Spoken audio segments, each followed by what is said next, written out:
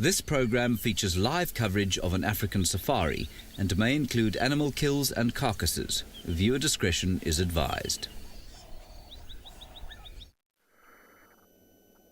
Good morning, everybody. Welcome to a leopard on the move, and a very warm welcome to you on this live safari.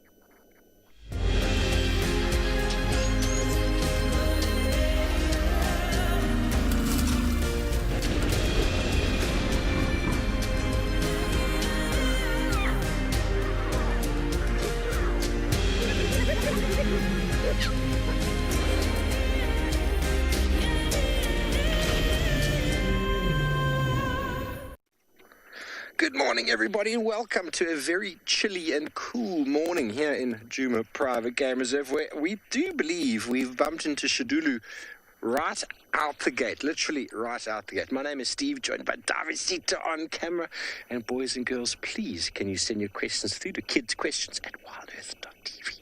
We've got a female leopard, and we're going to follow. Now, we were busy helping.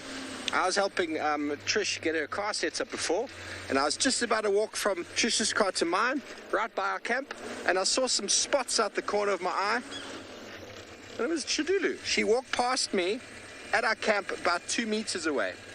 I think it's Tswalu.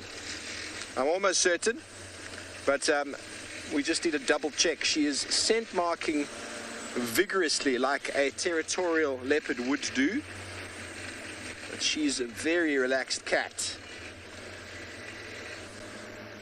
Let me try to get around her over here.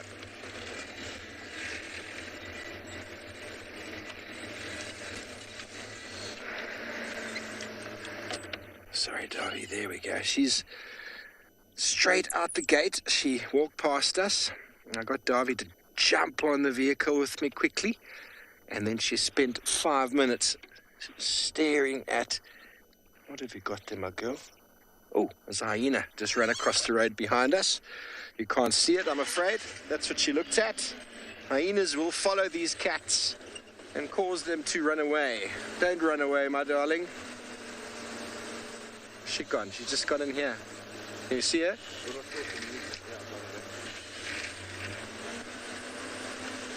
Okay, she wants to get away from the hyena, because if the hyena follows her, it will, there's just here on the left, it will potentially steal any food she manages to catch.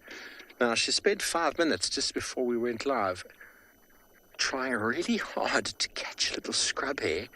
She did everything right, and then her final sprint to catch it. The scrub hare, they are just so agile. The scrub hare did a left, a right, a left, a right, a flip, a twist, and was out of there.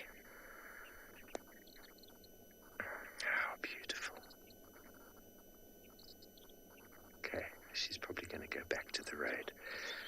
Maybe she's not. This is very awesome. Now, she's got a very specific look to her, Tswalu. And that was my first thought. And the spot pattern on the left-hand side of the face is right, is correct. It's the 4 with the 1 on top. And maybe some of you viewers out there who've been spending time with the show can remind me. The right one is 4 with 1 on. No, 3 with 1 on top. Any of our long-standing viewers who remember these cats, just double check. I'm almost 100% sure it's Tswalu, but it's nice to be able to get a second opinion. Okay, she's going to go straight back onto the road.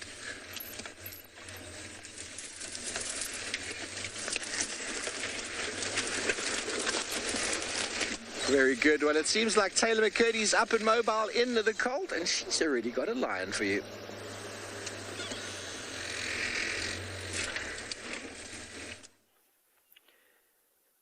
What an unbelievable start. We're sitting here at Pridelands, and if you joined us yesterday on the Sunset Safari, you'll know what happened. But basically, some lions took down a buffalo and have been feasting on it all night and have managed to hold onto the carcass and not let the thieving hyenas come in and steal it from them. Good morning again. My name is Taylor McCurdy, and on camera with me today is Gert, and we're broadcasting here live at Pridelands, which is part of the Greater Kruger National Park. Now, there's quite a few things happening here. The hyenas are still sort of circling. They come through, they have a little look around, see if there's anybody paying attention to the carcass, and if they're not, they're going to run in and try and eat it.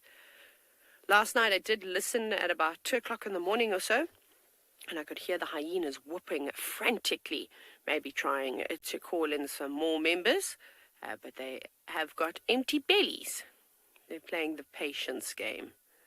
Here you can see that young male lion just lifting his head slightly. Just smelling the air. This is one of the males of the coalition, and he is the one that has an injured back leg. We don't really know what happened to him. We suspect he was maybe given a bit of a hiding from some bigger males, because they keep going back to the Pride where they've come from, but they're obviously a little bit too old to be hanging around there. It's time for them to disperse. But they're not willing to leave just yet. And there's another lion here, which you cannot see. You maybe remember seeing her last night. It's a young lioness, which also comes from the Ngati Pride. And then, I know, right, just when you thought it can't get any more exciting, is just before the show started, we could hear roaring just north of us in Jajani. So I don't know who's coming this side, but the roars definitely sounded like they were getting closer. So we shall see if they sort of wander on down to this buffalo carcass. Can hear baboons alarming now just north of us. I don't think you'll be able to hear it. It's probably too far away, but I'm just keeping an ear out. He's not really responding though. He's listening. He hasn't turned around, with fear in his eyes. If it is the lionesses, where they're sort of the pride that they come from, the Ngati Pride, that'll be great. I'm sure that they could do with a feed. Those have been the girls that we were seeing.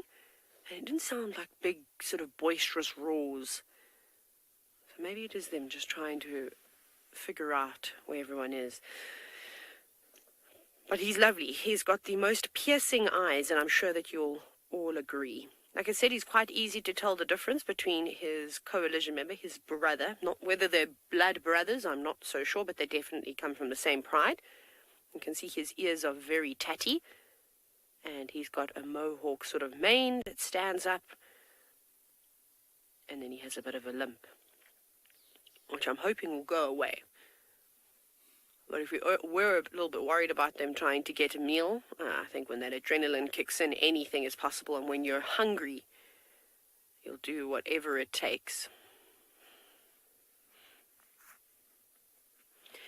Now, young Chanel, I think that these two male lions, I know we're only looking at one now, I think that he might be between 4 and 5. He's somewhere sort of between that. He hasn't quite got a full mane just yet, but sometimes male lions' manes don't get particularly big. I actually saw that in Zambia, where a lot of the males' manes look kind of like this. But when he's opened his mouth, you can see how white his teeth are, and he's just a youngish boy. When he gets to about in the next year and a half or so, you'll see that mane will go all the way over his shoulders and down towards his elbow. But he's still got a bit of growing to do. And even when you look at their tracks, they're big, but they're not big, fully grown 8-9-year-old male lion footprint sizes. So they've got a lot of muscle to still put on. They need to sort of fill out a little bit. So they're kind of in their teenage stage, they're a little bit awkward. I think they've been feeding throughout the night. What can you see, Gert? Hyena. Okay. Gert has spotted some hyena. Maybe he can see them from where he is. We'll have a look with the camera now. Thank you. Gert is positioned so high up onto the vehicle, he can see so much more. Oh, you're right. Oh, that's why I can't see you, is because you're behind this corkwood. Hello. Being very sneaky. We counted a whole bunch of hyena as we came in, just sitting out on the plains behind us. And there were also some of the younger hyenas, the hyenas that I suspect are somewhere between, they're more probably about 8 or 9 months old, something like that, maybe even a little bit older than that. But they've been brought out to the kill too, which is lovely. So I hope that they also get an opportunity to feed on this carcass. This is another one of the members of the Pridelands clan. I'm so excited. Every time I see one, I just snap a photo. And now the next thing that I'm going to have to do is, at some point, when I repair my computer, sit and try and figure out who is who, and start at least, putting all the photos of the same individual into one folder, and then we can hopefully decide on some names. There's even another hyena coming through at the back. That's what that hyena is looking at. I don't know if you'll be able to see it. It might just be behind the branches of this velvet-leafed corkwood. That's the tree that is toppled on over here. Come on, bring in your friends. So with all the calling last night, they could... Oh, there's another one behind us. Look at them, they're coming really close now. Tamara, hyenas are beautiful. Thank you very much for saying that. Gert's going to try and show you another one. It might be difficult for him to turn because it's right behind the car, but I just want to show you how close these hyenas come to us. Oh, there we go. Thank you, hyena, for walking into frame. Hello. Oh, got a fright. This one's got like a triangle on its left, sort of between its neck and its shoulder. That's quite a unique marking, so that's what we're looking for when we're IDing hyenas. They don't have spot patterns on their whisker line like lions and leopards do. So we'll look for some unique markings. So I think that triangle on the shoulder is a nice way to remember who that hyena is. So like I said, it would be a great help. It's very difficult for me to try and photograph while we are live. So I am going to go through Twitter and look at all your screenshots, or if you post on the various Facebook pages, that'll be fantastic. And collectively we can all try and put them together.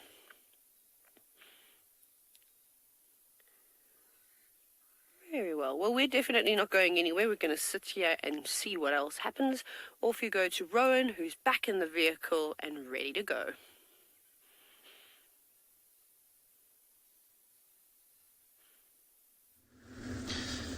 Good morning, everyone, and welcome to this side of the Sunrise Safari from andBeyond and Ngala with me, Rowan, and Odie behind the camera. It's very chilly, it's very cold. It's 6 degrees Celsius this morning, so driving around in this probably takes it down to about 1 degree.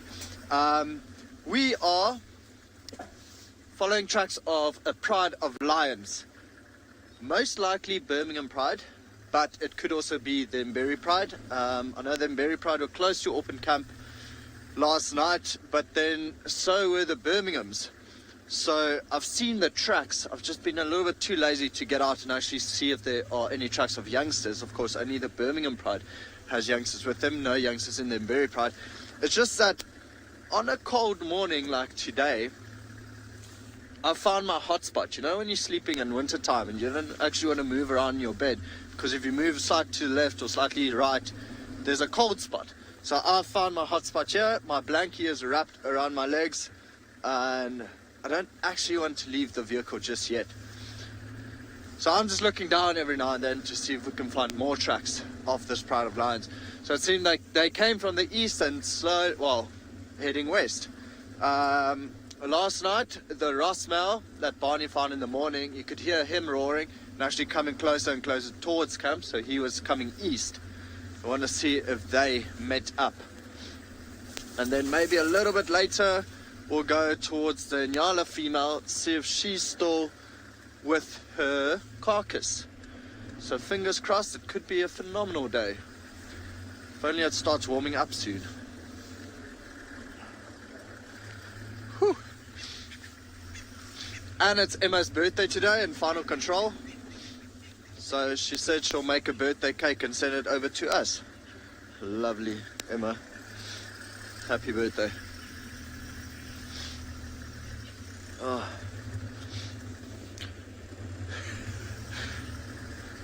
Owen is going to town today to buy gloves. So he's just been complaining about how sore his fingers are, having to maneuver the camera every time. You can see he's changing hands. So one hand is in the pocket, then he moves the camera, and then after a while he'll change his hand, put the other hand in the pocket. I have offered him gloves, but he's too proud to take them.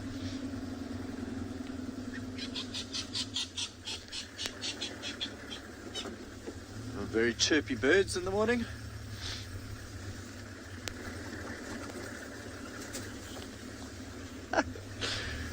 Everyone's saying it looks pretty cold with my beanie and my cap. Of course, this is how we start morning safari. I don't usually look like this. It's just the speaker is in the cap. So I have to wear the cap and the beanie, of course. Otherwise, my ears would be very red and they would look terrible on camera, I think. Some fresh elephant tracks here.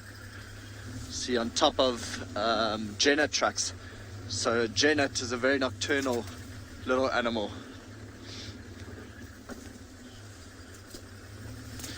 Alrighty, so for now we're going to send you over to Steve, who's already got a leopard, and apparently she's walking towards him.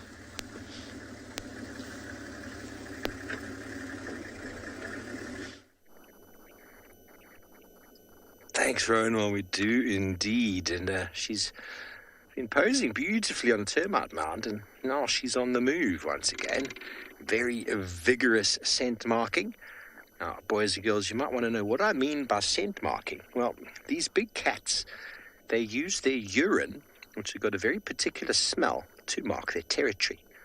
Oh, she spotted something. We're in the perfect spot to see it. Let's watch the tail. It's got a mind of its own. Watch this.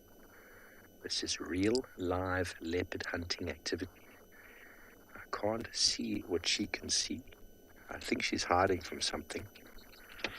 That's my leg, Shadulu. It just walked right past me. I think there might be something of danger there to her. Maybe the hyena, or maybe something else.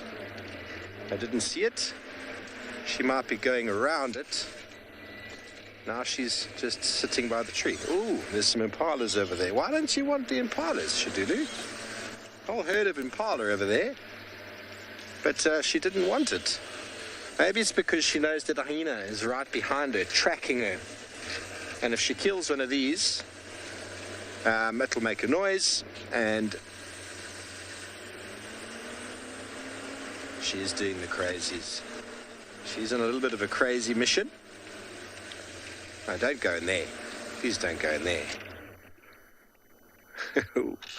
She takes us on a little wild chase to here. This is not going to be fun. Okay, well.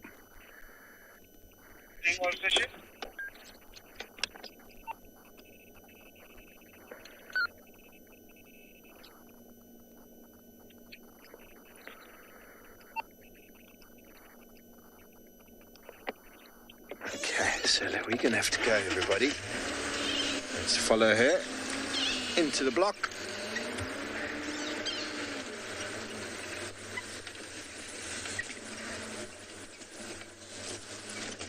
Hello, Lise, age 11. Well, a male and female leopard, when they become adults, are extremely territorial. The territory is designed to provide them with enough food within the area for them to have babies. And the male will have a territory that has 3 females in it, and obviously a few of the youngsters as well.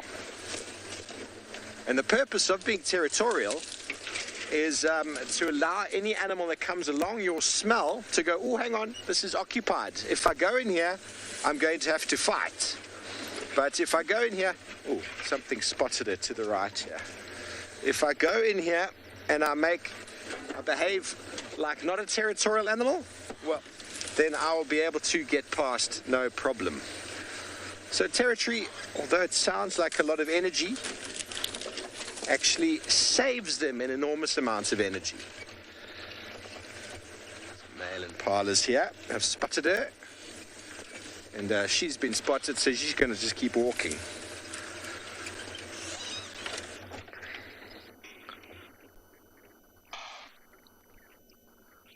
That is the alarm calls we're always listening out for.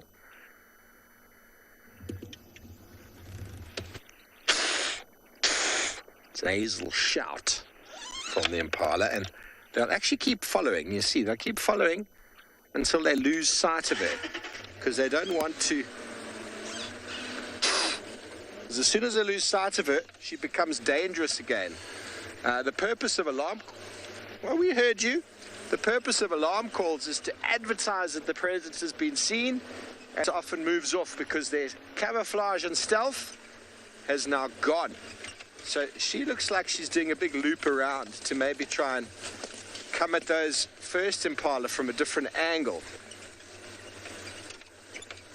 We're just going to be aware of that.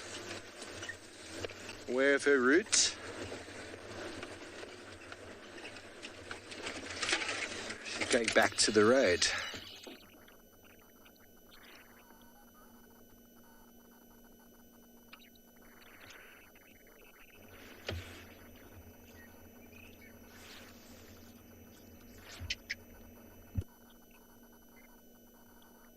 Some very strange noises coming from over there. Okay, well, we've got noises of our own to deal with. Following a leopard sometimes like this through the long grass is tricky. Okay, very good. Well, Taylor's got some action this morning. Let's send you back over to her. It's happening.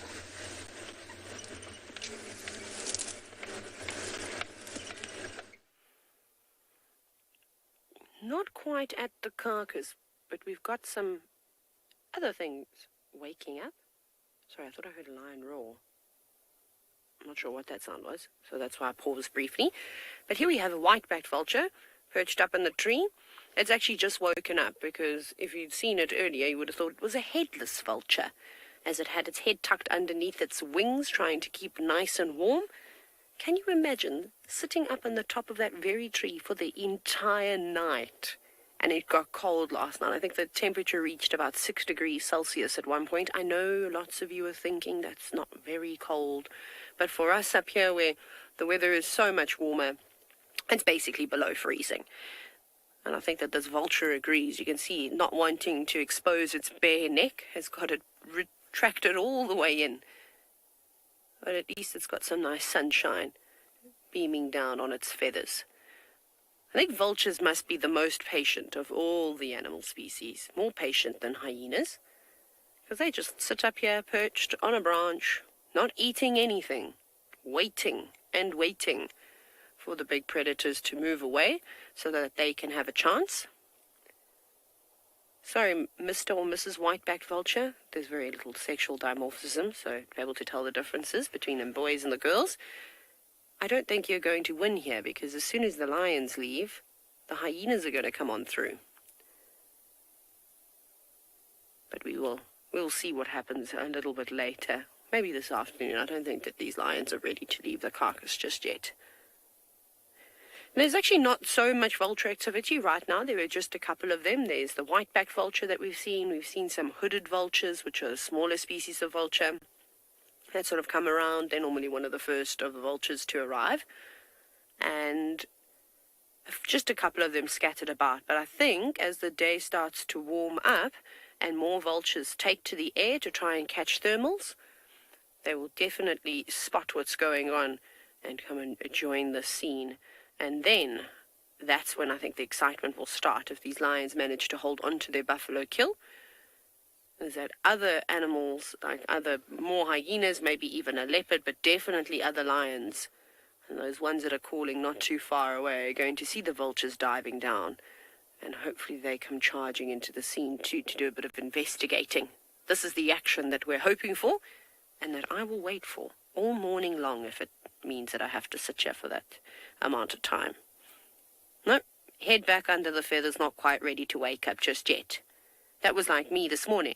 I did that a couple of times until I absolutely had to get out of bed. Just because I was cold, not because I wasn't excited about coming on safari. I'm always excited about coming on safari.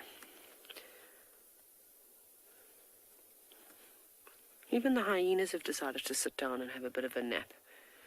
I think they've been busy for most of the morning.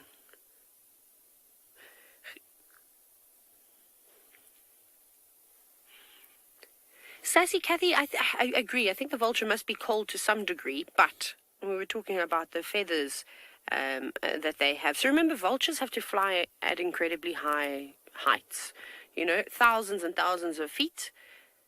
It gets chilly up there. I think it's freezing in comparison to the temperatures down here on the ground. So, like I said, I was explaining the other morning to all the lovely children that are watching that they've got special feathers that allow them to trap all that air, warm air inside and keep them nice and warm when they fly at very high altitudes. So it's like they have like a minus 25-degree sleeping bag. Kind of, not really, but it's sort of that thing. So they'll keep nice and warm. Gone back to bed. Gert, can we have a look at that other vulture? It's not the best view of it, unfortunately, because the marula tree that it is sitting in, there's a couple of branches on its face, but you can kind of see the size difference. It's quite drastic, actually, as to how small the hooded vultures are. No, untuck your head. Oh, you're preening yourself. That's okay. So there we go. You can see the hooded vulture. Got a little bit of sort of pink facial skin, but the thing that I noticed straight away is the size of its beak. You see that? Look how much smaller its beak is in comparison to the white-backed or the Cape vultures, or even the leopard face, which has got a very broad bill. So it hasn't got a beak that is strong enough to be able to tear into the tough hide of something like a buffalo. But that beak does the job. And it's amazing how all these different animals just around this carcass play a very important role in the ecosystem.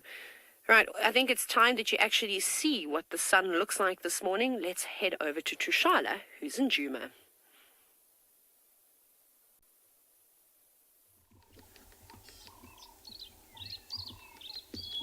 It is finally the sun, and speaking of sleeping bags with Taylor, I am wrapped in one this morning. It's so chilly. It's 7 degrees Celsius, 45 degrees Fahrenheit, and yes, when BK comes back to me, you'll see my sleeping bag. Look, I look like a Michelin man. My name is Trishana, and I've got BK on camera this morning. Very cold indeed, but I'm so glad to see the sun and the beautiful grass and trees, and everything's just touched by this awesome winter warmth, which I just love. But we need to listen out. There's wild dogs in the north. And as you know, Steve has Shadulu, who walked right by us at camp, by the way. I'm sure you would have told you. But I think this morning is going to be quite a fantastic one. So we're going to get going and look for tracks and maybe head a little bit south. Steve is currently in the west, so let's go south, see what we can find. Hopefully, it'll be a really nice cat day. That's what I hope for, at least.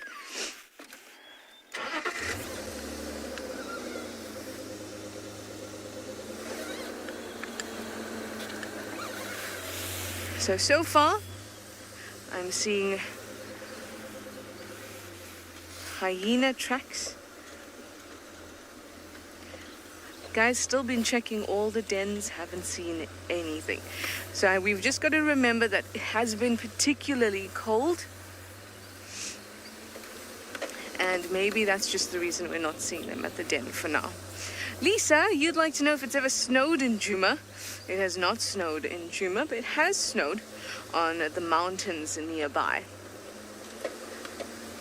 Generally in South Africa, the snow tends to fall around mountains or exceptionally in places of high altitude. But that's it. And most of the... I stand to be corrected. In Johannesburg, I'm not sure how long ago, but maybe 10 years ago or something like that, it did snow. I don't know if that classifies as snow. It was icy, and definitely it was collecting what appeared to be snow, but I don't know if anyone actually saw snow fall, you know what I mean? That being said, I've never seen snow actually fall either. The only time I've seen really thick snow was at a mountain in Australia near Melbourne when I went to play in the snow. And I saw a wombat playing in the snow too, which was the highlight of my snow trip.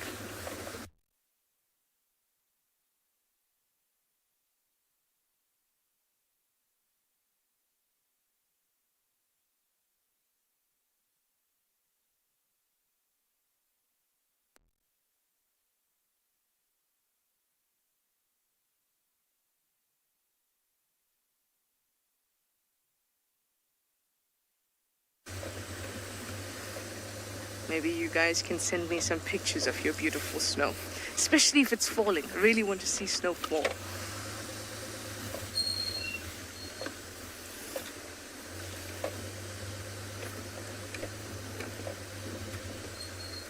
Most of South Africa is very warm. There are a few areas like Tswalu and around the Kimberley that gets very, very cold in the winter. I'm sure Dylan will tell you about it if he hasn't already. But those same areas, like the Kalahari, get very, very warm as well.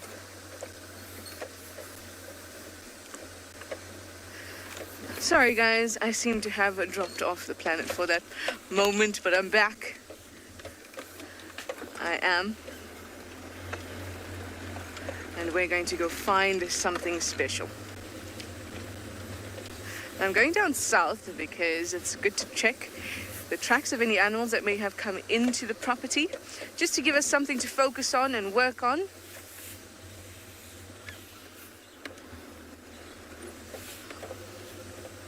Also, the lions have been taking a very particular route through Juma these days, so I want to go check that out. I also don't want to drive too fast, so that next segment you don't come to me as an icicle.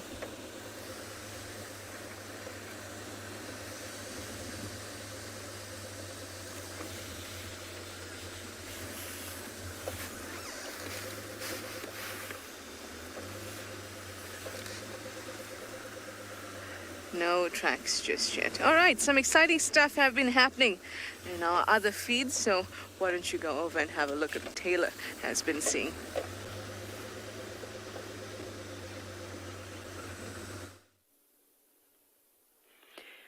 Trish, I really hope that you do not turn into an icicle. That would be terrible. We've just heard some more lions roaring in the distance. It does sound like it's getting closer. I think it's the girls. I think it is the Ngala Pride of lionesses that are slowly making their way in this direction. They sounded initially like they were further west, but now they seem to be moving a little bit to the east. And the boys don't respond much. That male laying back on the other side, I can't see the other boy. He's just hiding behind the grass. They sort of, they lifted their heads half-heartedly. They weren't particularly interested. But the young lioness that unfortunately you cannot see, she did poke her head up and she's quite excited. So maybe she'll be happy to rejoin with the rest of the pride. I don't know why she's living on her own either, but we shall discuss that. Hopefully the rest of the lions come through and then we can see the dynamics quite nicely. So I won't be speculating because I haven't really spent much time with these lions at all. Lion, are you having a nice dream? Looks like there's also an injury on that front left paw. I think it is. It looks like there might be, or is it just your toe? It's difficult to see. They're a little bit far away in the grass. But this boy has definitely been battered. What is that? Is it just, no, it's not his toe. Shame. He's got a couple of scratches. You can see, it almost looks like claw marks on his paws, which would suggest, sorry, as Trishala is freezing, my words are not coming out today. When lions fight, when big male lions will fight one another, even lionesses, they obviously swipe one another with their paws, and they'll often stand up on their back legs and take as many swipes as they can. However, occasionally the odd claw hooks on to the skin. There we go. You can see that wound that I'm talking about over there, just as he moves his paw. Yes, please lift your paw up so we can see. You can also see the scratches on his face. That's most certainly from claws, though those claws are kept nice and sharp in a sheath. And when they do come out, whew, good luck. You know, they'll slice through you. So those are normal sort of injuries, not anything that you need to worry about. It's just a typical lion, a lion injury. But he's surviving. You know, these animals are tough. We mustn't forget how strong and resilient wild animals are. You know, they live out in the harshest of harsh conditions. Not like us, you know, as humans, privileged humans, we're quite pampered. Living the way that we do, these guys have to really rough and tough it out here. So this carcass is sitting out in the open. There is no cover over it whatsoever. I wonder if they will drag it and just tuck it underneath a tree slightly. Because, I mean, even if an aeroplane were to fly over and people were to look out the window, they'd see this carcass. That's how exposed it is. But we'll see. We'll see what they get up to. Maybe they just feel like they're so brave that they don't need to hide it. Erica, this lion does indeed have a lot of character. We were talking about earlier, I don't know if you caught it, when he had his head up, he's got the most piercing gold eyes. He's actually a very sort of attractive lion, even though he's in his awkward stages. And he is quite battered and beaten up, but I think a lot of those scars will heal and won't even be noticeable once their hair grows back over it. He will have those tatty ears, however, and I hope that limp recovers, because they're not small lions. They're definitely of a substantial size, but they need a little bit of time to mature still. So they need to behave and not do so much roaring and just live quietly in the corners. Otherwise, other bigger males, and big male lions can come in from anywhere. They can come in from Jajani, from Baluli, they can come in from the Kalahari, which they could come in from the Timbavati. We know how male lions like to travel, and if they hear that this beautiful big open space that is Pridelands is not really occupied by any residents other than the two big males that occasionally poke their nose in here, they could move on in. I mean, for example, you can take the Birmingham Pride, the Birmingham males that are now living down in the southern sections of the Sabi sand. They came all the way from Ngala, from that pride, with the white lions. So they originate from there, and they've moved all the way through the Manyuleti into the northern Sabi sand, where WildEarth was able to watch them come into their prime and take over the northern Sabi sands territory for a number of years before moving south. So we could literally see any lions here. So we're going to be doing lots of hard work. As soon as I get decent internet access, I'm going to be scouring all the social media pages, looking at all the big male lions in the Timbavati, or mainly I'll probably start with the Kalahari, with Jajani and Baluli, and then sort of work on around. So I'm excited to be able to spend some time doing some investigating work, which is quite nice. And I know that all of you love enjoying that too, so please feel free to get involved. It's quite a big job trying to ID all the different animals, but I must say thank you to all of you who have helped me and sent me private messages and trying to help us here at Eco Training put together a great ID kit so that we can continue telling the tall tales that develop on this property. Buffalo still hasn't woken up yet. Of course, he's going to sleep forever in a deep slumber.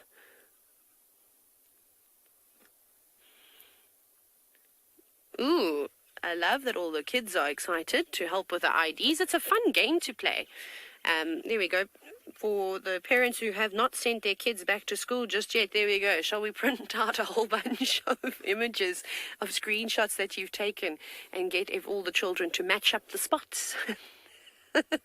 I know that I'd be very appreciative of it, so please get involved. There's a fun educational way, if you're running out of things to do. So we can go through and try and ID them. I think the hyena IDing is probably going to be my favorite, because like I said, you have to look for really interesting patterns on their bodies. And of course, we talk about you can use any scars, or if they're blind in one eye or missing a tooth, if they're kind enough to open their mouths and let us inspect their teeth. So we will start doing that. I've got a couple of photos as well that I need to sort out, but it is difficult. Finally, the lioness is coming to join the young male. Hello, girlie. Sorry, that's such a South African thing to say, girlie. She's little, so she's not quite a woman just yet. Sorry, I'm not going to move the car because I know she's going to step into frame eventually. Come on, a few more steps. Thank you, lovely lass. There she is. Look how little she is. She can't be more than just over a year.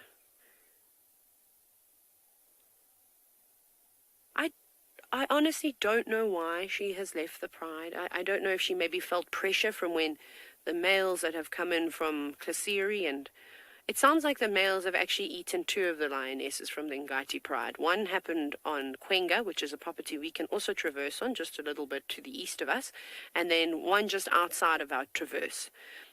These are accounts that were recorded by some other people just in the area that gave us this information. So I don't know if that frightened her to the point that she ran away and just thought, no, I'm not coming home anymore. But she literally lives between Leopard Dam, and there's a section in this drainage line called Tamboti Pans, and she goes towards HQ, which is an old house that was here many, many years ago. And she just goes up and down. And she catches impala and young wildebeest and all sorts of unsuspecting things. So she's doing well.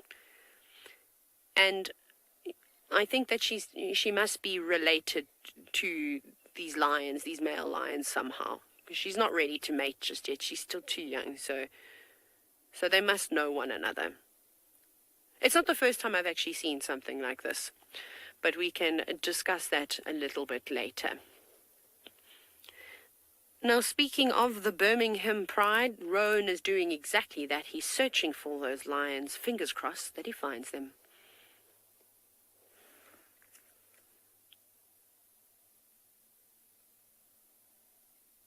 I also think, I'm not sure yet, I think Birmingham Pride. So what we're going to do is we're going back to their last tracks. And I'll actually get off and take a good look at the tracks. From there, what I might do is do to Sean what he always does to me and leave him there so he can track lions, and then we'll drive around and go see what the Ngala female is up to, if she's managed to finish that carcass, or maybe if she's still there, still feeding on the carcass. As you can see, the sun has come out quite nicely. Now it is slowly, very slowly, but surely warming up, finally.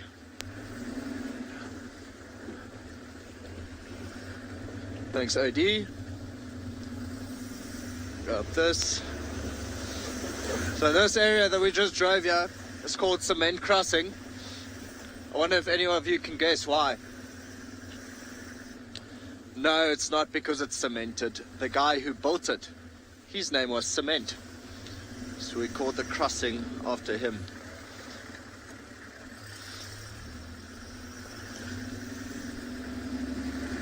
Actually, rather ironic.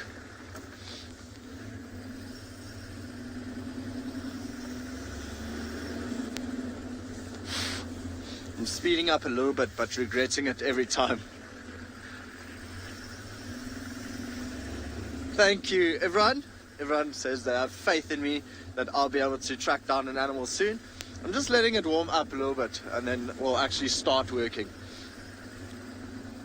Like I was saying, is I'm speeding up a little bit, but every single time I do it, I regret it a little bit, and I can actually feel OD is also cold right behind me.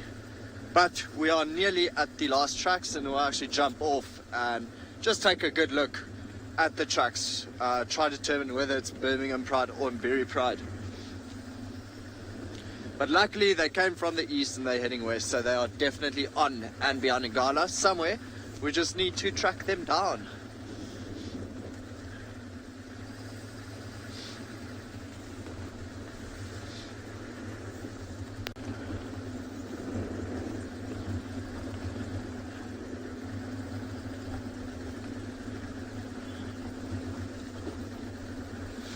Alrighty, sounds like it's just as cold at Juma, and Steve's having exactly the same struggles as us trying to keep warm, but we're going to send you back over to him.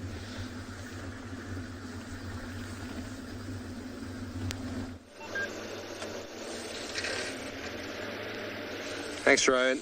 Well, I'm doing quite well in the warm department. We were trying to follow her just after you left us, and then we got stuck quite badly on a log. We had to jack ourselves off, and now we've lost her. We used the jack to lift the car up and roll the car off of the stump that got caught on. So, we can't find the tracks coming out of here, so we're going to give it one more chance. One more chance. I don't think she's come out. That's okay. when she went in, we thought, oh, please don't go in there. That's not the nicest of blocks.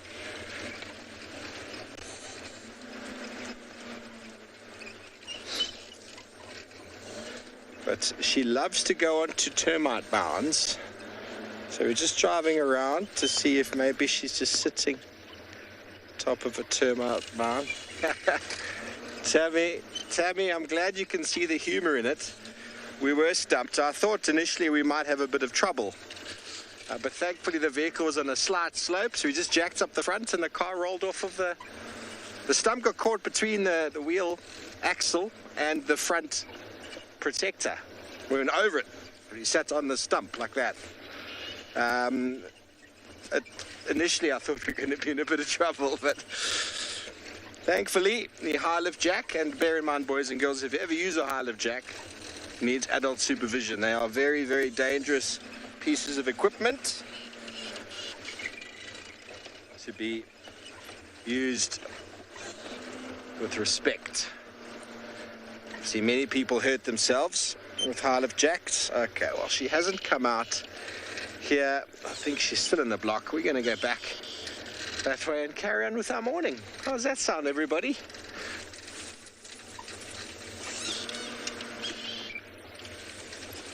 Oh, very good. Well, Taylor McCurdy's got a great sighting for you, and I'm sure you're enjoying it with her.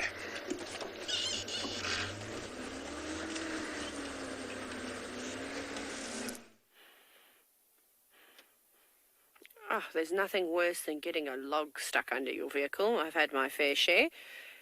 So we had an update. Not that I saw it, but the reserve warden of this area was driving around, and he said that he had spotted 2 lionesses and 2 very big male lions that just crossed into Jajani, which is literally just north of us. So those roars must have been coming from them. Now, who knows, maybe they do a loop and keep coming in this direction, but that means that these males need to be very careful, because the 2 big boys that have come from the Kalahari are back in town, and that can only mean trouble for them. They definitely will not be very happy that they're here. But welcome back to all our viewers. Please remember to send your questions through now, #WildEarth, or comment away on the various social media platforms. But it was great to have all the kids this morning. They saw lots of wonderful wildlife, and I look forward to answering their questions again this afternoon. Right, this is good news. So he's woken up from his slumber. You saw him do a nice big yawn. He's licking his paws. I think he might be licking that wound that he has on there, which is good. I know it sounds silly to you and I, hey? We wouldn't lick your cut if you had a cut to keep it clean. But unfortunately, there's no Dettol Savlon to keep their wounds clean out here. So the best thing to do is just to make sure that there's no dirt inside there all the time. And the only way that they can do that is by constantly licking.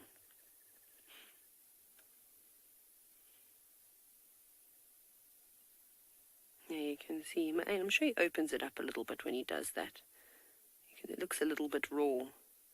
But the flies must be quite annoying.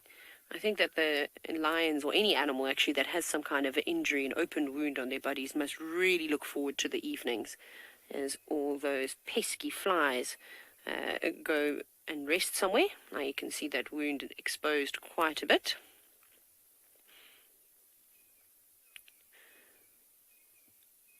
Giving himself a good groom. Now, these lions are not going to move away from their kill. So yes, Perlin, if they leave the kill, we've obviously seen hyenas, we've seen the vultures, they are not going to wait a second. They will charge on in, and between the birds and the hyenas, well, not all the birds, of course, just the vultures, they will devour this carcass within minutes, or a little bit longer than minutes, but the lions have put a fairly big dent on it. So it's not really ideal if they move away. And then with all that commotion, can you imagine? Those 2 big male lions and the lionesses would definitely hear the hyenas sort of squabbling, and the vultures make a fair bit of noise around a carcass too.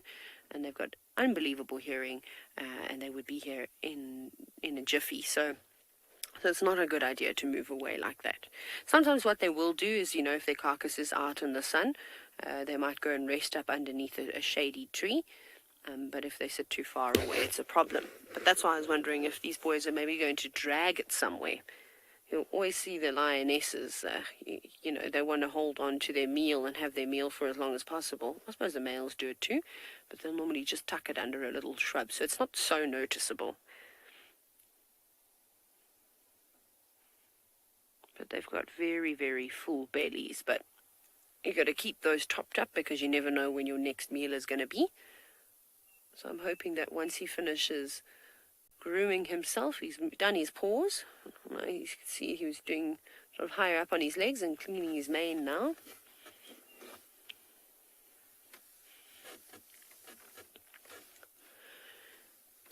Catfish, we've seen some interesting things actually on WildEarth over the years. And there's actually been some sort of highlights, some stories done on them. It'd be nice for you to go back and have a look.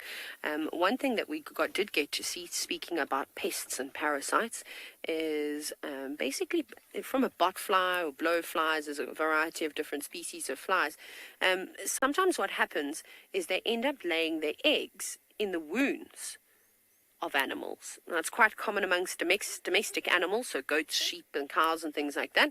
But you get something called myiasis, and you get 3 different types of myiasis.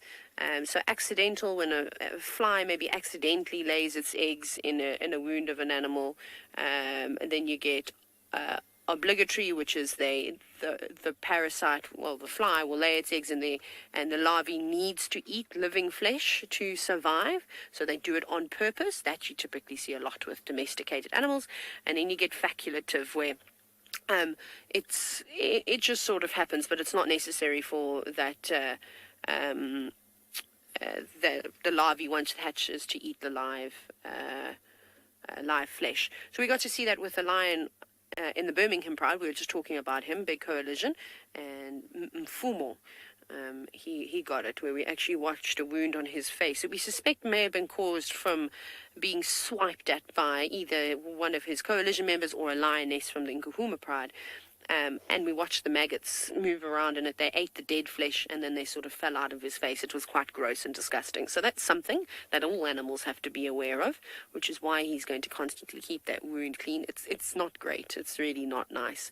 But then, and of course, there's lots of biting flies. You get louse flies, which are horrible looking things. They're like horse flies on steroids.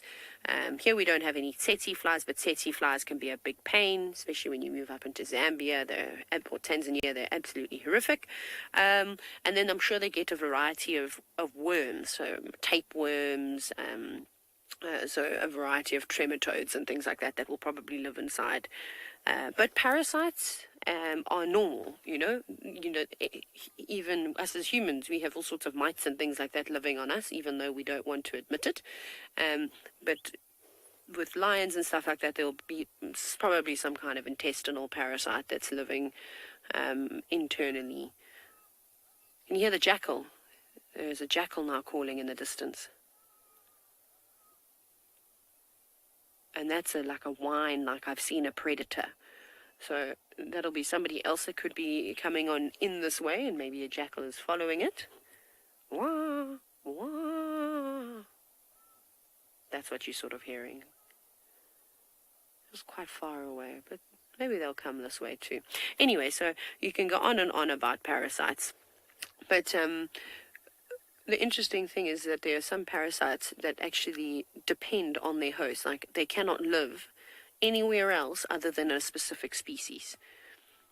So that happens quite often as well. So if you get rid of, say, a mammal species, then you could also get rid of all the parasites and things that live in there. He's very sore. That paw that he was licking, that left paw, I think, is also quite sore. I think he's got a couple of injuries. But he'll heal up. Now that he's got a big full belly, that's definitely going to be a good dose of medicine. And it is nice to see that he is constantly taking care of himself. I think the problem comes in, and it becomes hard to recover when you haven't got anything to eat and you don't want to waste any energy on keeping yourself clean. Now, I know I've been complaining about the cold this morning, and so has Trishala, but somebody that's really cold is probably Dylan and Gendre in Tswalu Kalahari.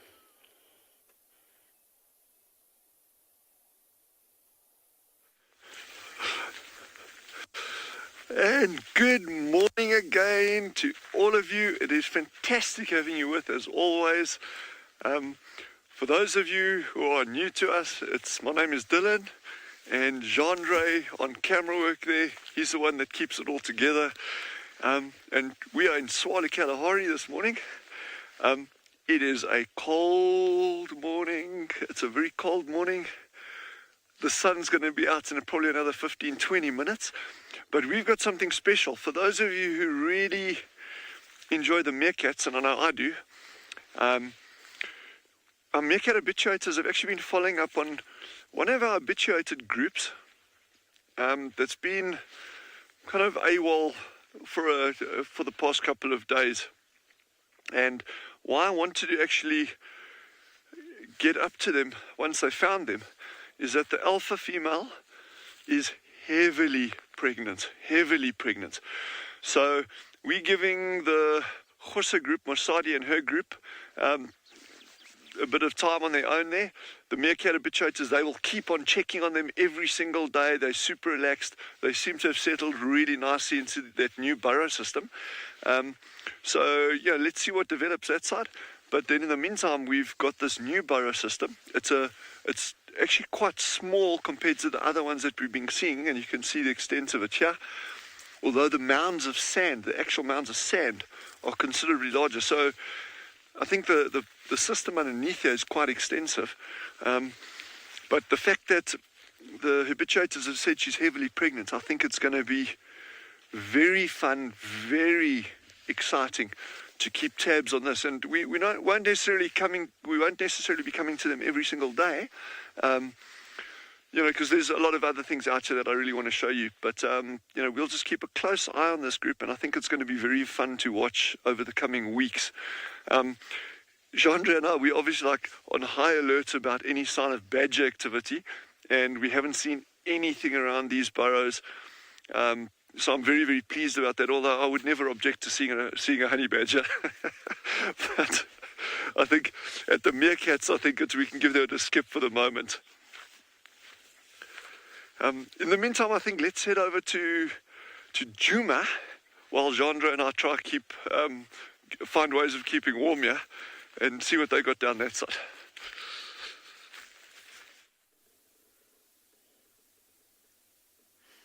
Oh, if I thought my perils in freezing or anything, it's nothing compared to what Dylan's must be at the moment.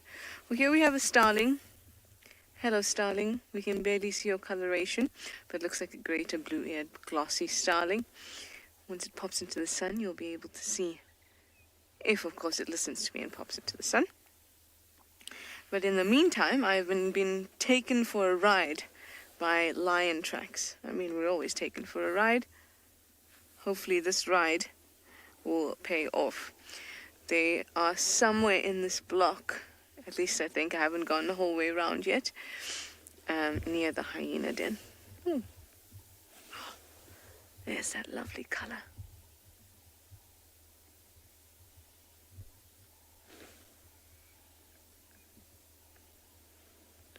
Also want to listen out. Now the wild dogs that are in the north have moved further north, but we will be kept posted if anything changes.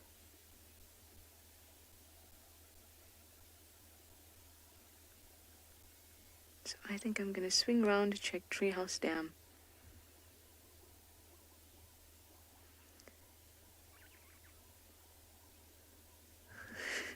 A lot of you are jumping at the sound of wild dogs.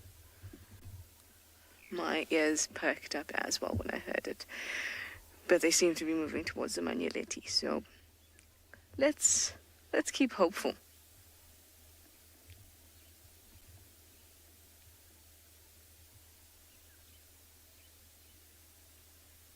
I don't hear any lions calling. Then again, they seem to come through Juma in the middle of the night and then come out pretty soon. Or at least we have our beautiful starling to keep us company.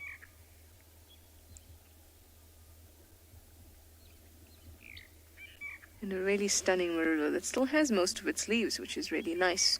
The marulas tend to drop their leaves, and that makes sense for all plants. You'll find that evergreen trees, and we're talking about the adaptations for winter, most plants will drop their leaves because leaves become an expense that they can't afford when there's very little nutrients around. There are trees, like evergreen trees, that will stay green, though, through the winter, and those ones have different types of adaptation, so you don't have to drop your leaves. You can also have a chemical composition in your leaf that resembles antifreeze, so that you don't have a vascular system that is frozen.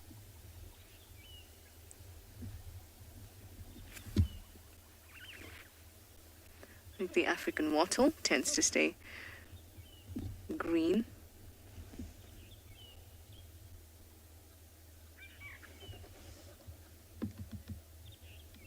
But they still need to keep a few areas that can photosynthesize. Not necessary, but trees try to do that. During the summer, that's when they'll be photosynthesizing a lot, doing all they can, doing their major growth. And that's why with growth rings in a tree, you get the large ones, and then you get the thin ones. And those actually depict how good the season was. Larger ones tend to be where lots of growth happens, or the wide rings where lots of growth happens, and it has enough resources in order to do quite a lot of growing. In the winter, the resources are substantially less, and investment is substantially less, so those rings are much thinner. So when you're counting rings, it's the wider one plus the thinner one. That is usually a year.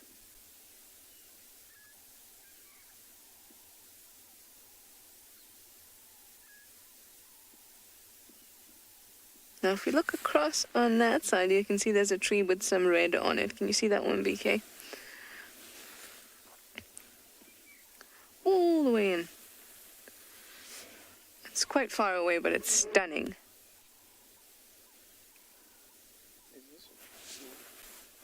Just further up.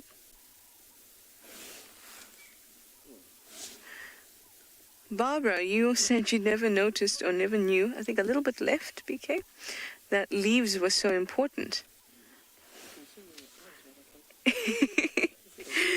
Leaves are very, very important. There we go, ta-da. Leaves are so important because trees are very, very complex.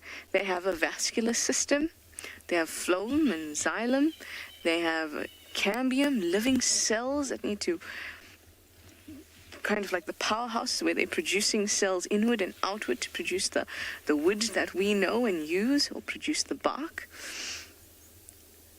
These leaves need to start making sugars, converting sunlight, and using that sunlight to make sugars. Roots absorbing all sorts of nutrients from the ground.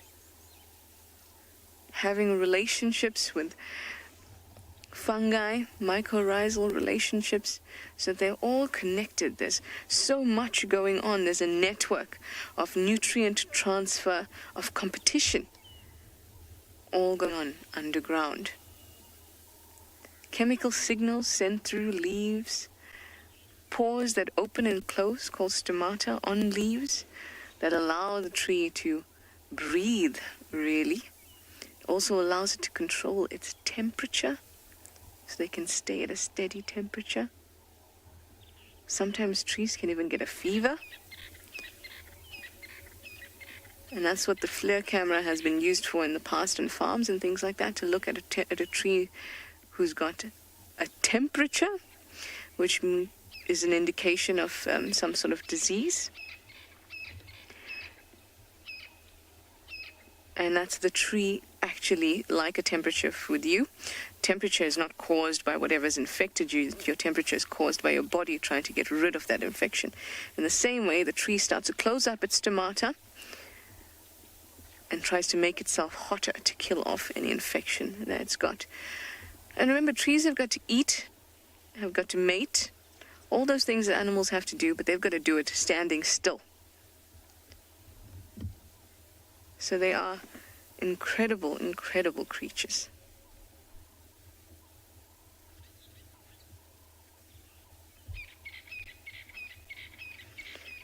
This marula is getting some sunlight. It's probably a bit cold, but it's finally getting some sunlight.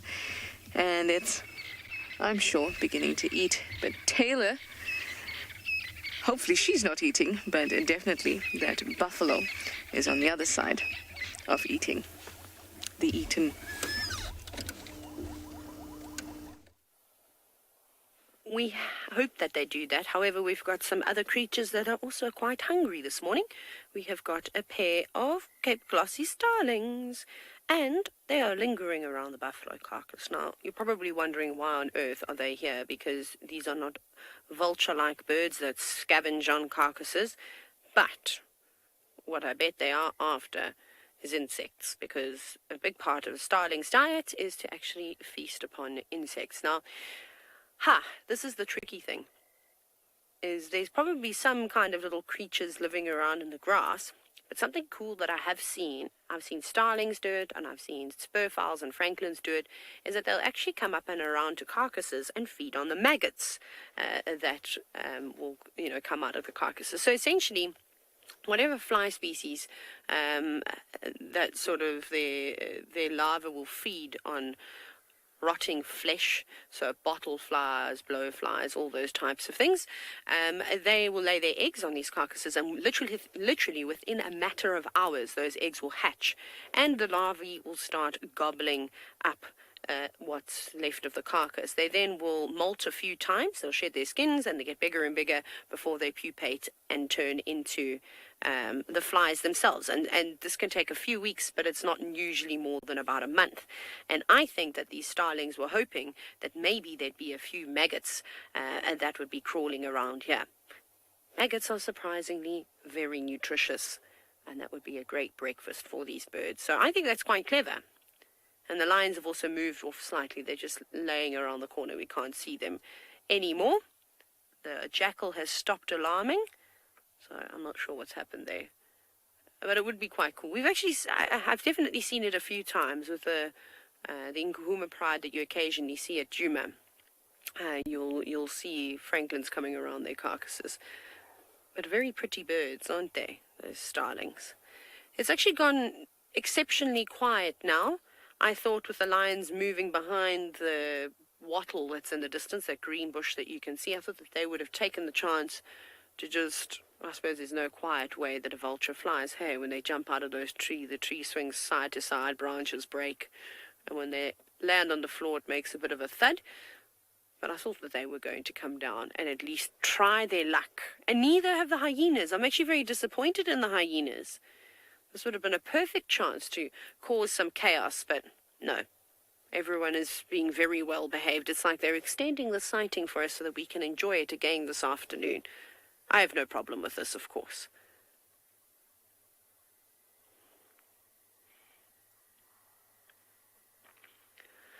Now, it's obviously interesting watching all these hyena dynamics sort of develop. A consulting detective, I don't know if there's more than one clan. I think that the Pridelands clan, is a lot larger than what I first thought. Like I said, I've now seen 9 individual adults, and I don't think that they'd be so happily interacting with one another if they weren't from the same clan. Hyena clans don't like one another. They're actually running. Why are they running? And where are they running to? Do you see that, Kat? I don't know if you can see now, but 3 of them have got up and have darted away. They're just on the other side of the tree. We're just trying to see if we can get a view. You can see hyena legs. Apologies, everybody. I can't really show you them that well, but maybe they'll come back into frame again. But there could definitely be more than one clan. But if there were 2 different clans that were surrounding these lions last night, there definitely would have been some kind of a rival dispute. So right now, I think that we're in core Pridelands clan territory. So I think that they're here, but there definitely will be a clan, I'm sure, around up in Jajani, and maybe even on the far eastern corner. Oh, look, there's the lionesses up. The far eastern corner of Kwenga, which is the other area we can traverse, and kind of just sort of east of that is Klasiri. Lioness, don't eat there, because we can't see. We'll just see her ears every now and then. At some point, I will do a little bit of maneuvering around, but we won't do it right now. We shall wait. We shall see. There's a brazen hyena that's making its way in. I'm going to keep an eye on it while you watch that lioness.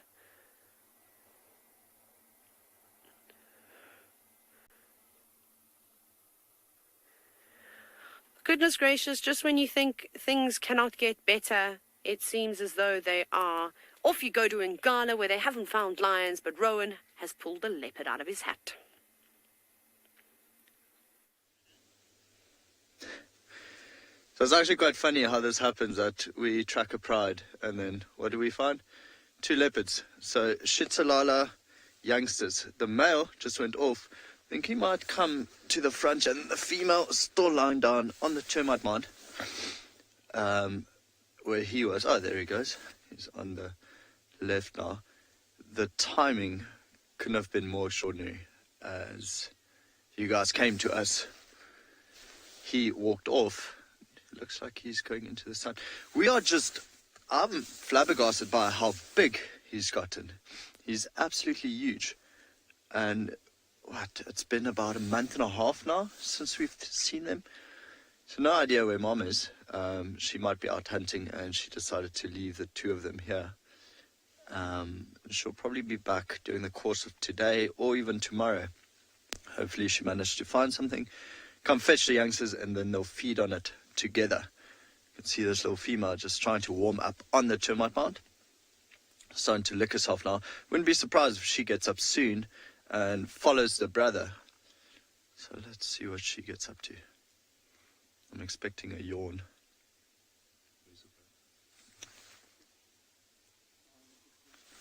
So we can't see the brother now, but once she starts moving, then we'll try loop around to the left-hand side. See, beautiful animal. Very different looking, the 2 of them. It's actually quite nice that they are so relaxed. They're about 14.5 months old, but just the size of the brother. Oh, there we go. Ladybug, wondering how old they are. There you go, 14.5 months. Okay, Odie, keep up with me, because the brother is here right in front. So we're just going to drive 10 meters. Don't go anywhere. The female is going to pop up right to the front, just in front of us. Odie, I'm going to put him, there she goes, trotting over, and the male is here. Beautiful sunlight to your left. See, very pink on the nose. He's also just enjoying the sunlight, heating up a little bit. Most probably his sister will either come towards him, or he's going to go to his sister soon.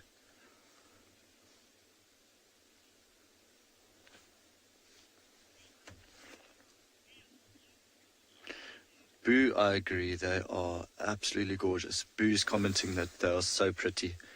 And they are, definitely, without a doubt, my favorite animal to find in the bush. I think, well, they're supposed to be very secretive, very elusive. But what we found with youngsters is Mom leaves them somewhere and they'll just stay there. They might play around this area, but these 2, it's so lovely to find. They've relaxed completely around the vehicles, so fully habituated to the vehicles. Whereas the mom, she's not really. If we find her in the car, she usually tries to hide. Oh, he might stretch his claws. There we go. Beautiful. And just showing off. Those eyes are spectacular. So of course he does that to stretch his claws a little bit and also sharpen them. It's like you stretching out your hands. He does it against a tree. Big yawn. Also still waking up in the gold of the morning. I think some of the... No idea what happened there. I can't answer that for you, but that was awesome. That was cool. And it's not like anything scared him. There's nothing there. I think it might have just been the grass that's irritating him. Okay, let me just parked behind, well, he just stopped behind that bush now. So we're actually going to drive towards what made him jump here, put our nose in there, and then Odie, he'll be on our right again. Definitely making us maneuver. Got some nice vegetation here. Odie just told me that should work, huh? Yes, he's a pretty male leopard. Very, very big, broad head.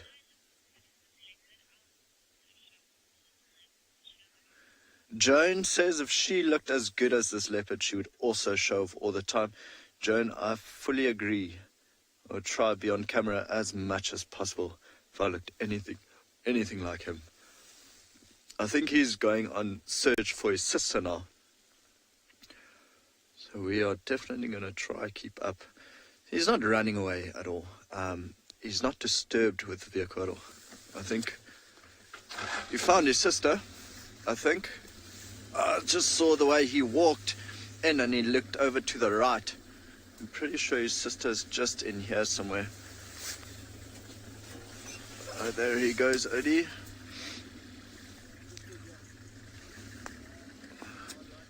So the sister is in here somewhere where he was actually staring at her.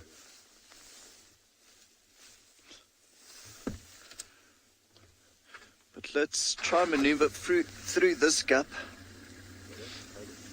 Okay, we got the sister, I think. So it's funny, one is more secretive than the other. It's shyer.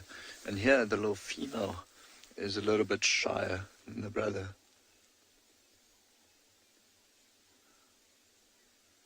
Quite. You can see if you compare the two faces, she's got a much slimmer, smaller head. You know, not as much as of a thick neck. Cody, we're going through here, so hold on. Go. So while these leopards are waking up and forcing us to wake up quickly, we're going to send you back over to Tswalu with Dylan. Ah, they're playing.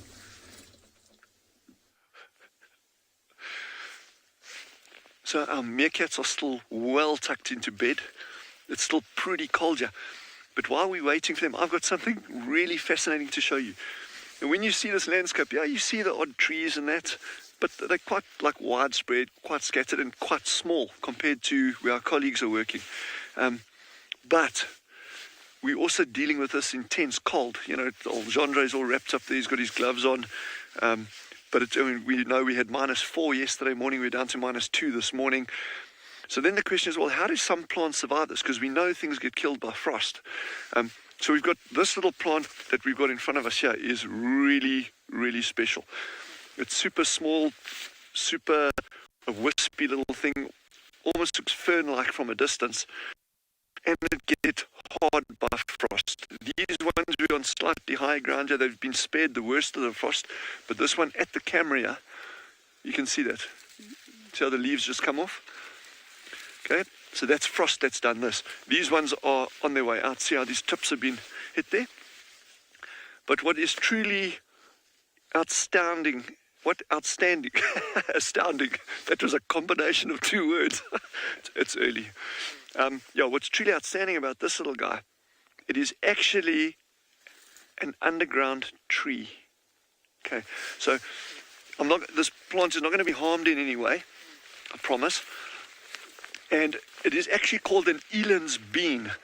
It gets a big seed pod on it with seeds, then they're actually toxic to most animals. You can make a coffee from it, but I promise you, you can make coffee from anything if you try hard enough. And you can make coffee from this and this and this. Like, you roast anything long enough and grind it up and add sugar and milk and you've got coffee. But anyway, so you can make coffee, but its primary thing is actually used for tanning leather. And it's got a whole lot of other little medicinal purposes as well. But the key thing is tanning leather. And I want to just see if I can get down to a point to show you. So I feel like an art folk now. Well, no, I don't feel like one. I feel like one. It's like, and I'm going to put all the sand back. You see, we're not even getting to the roots yet. Yeah. Just give me some time, yeah. Like, yes, I know there's going to be animals out here that can dig and they're going to be laughing their heads off at me. It's like, what? That's not how you dig. I should be using Gendre's hands for this, eh? It's like, yeah, come on. I'm getting there. Slowly, catchy monkey.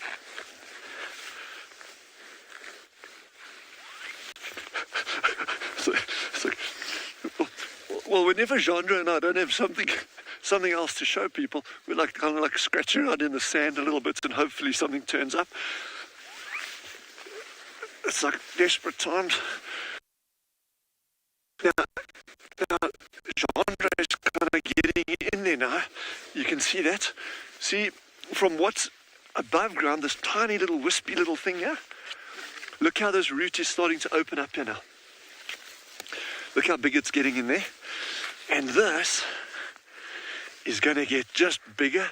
I'm going to keep this hole open for now. Before we leave again, we're going to close it up. The sand is freezing cold, my word. So we'll close it up properly again. But I'm going to keep on opening this up for you. And you're going to actually see the extent of this root. They get thick like that, and they can go down almost our length, over a meter deep. Well, I'm a little bit taller than a meter, I guess, but they go down really, really deep. And I just really want to show you. Oh, okay, there you're actually seeing it nicely now. Sorry. Let me just get in here a little bit more. My dog would be proud of me. Actually, probably not. It can actually dig better than this. Look at that. Look at that. So, remember we were talking about the temperature and how cold it gets in the frost? And so this is actually an adaptation, an evolutionary adaptation to surviving in environments where either fire is a key feature or frost, or fire and frost. In fact, it sounds crazy, you got heat and cold, but often fire and frost go hand in hand because you can get rank grass growth. Frost comes along, dries everything out, kills all their bug growth, and that's when fires sweep through. So this little guy has actually developed this incredible underground stem. So what we're seeing here is just the tip of the iceberg, so to speak. Literally an iceberg this morning.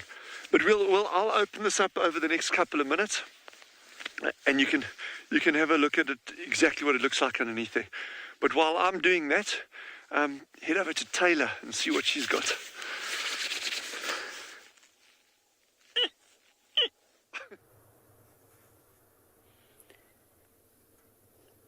We tried to move around, and then all the lioness did was hop to the other side. So we're kind of back where we started with the view. You might be able to hear a big train going past in the distance, carrying all sorts of materials. But she is quite happily feeding now on the rear end of this buffalo. You can just kind of see her there. The boys are all scattered out. I think that they've had enough to eat. Maybe they were eating throughout the night while we were all fast asleep. And they've tucked themselves deep into the bushes, so I don't know if we're going to get another view of them. But she's now taking an opportunity to feed peacefully.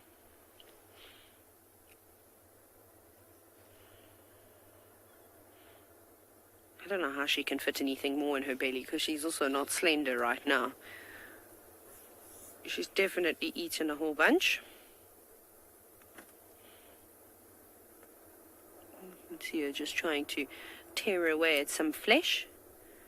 I was hoping that we were going to get a better angle, but I suppose you can't have everything, right?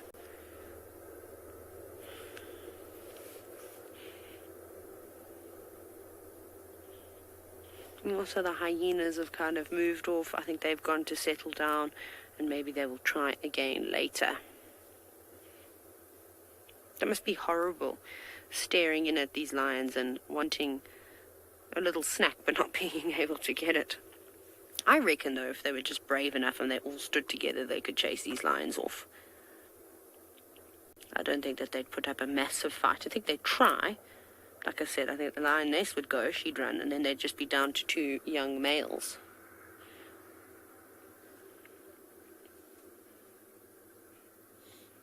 Once this train goes, we should be able to hear her crunching.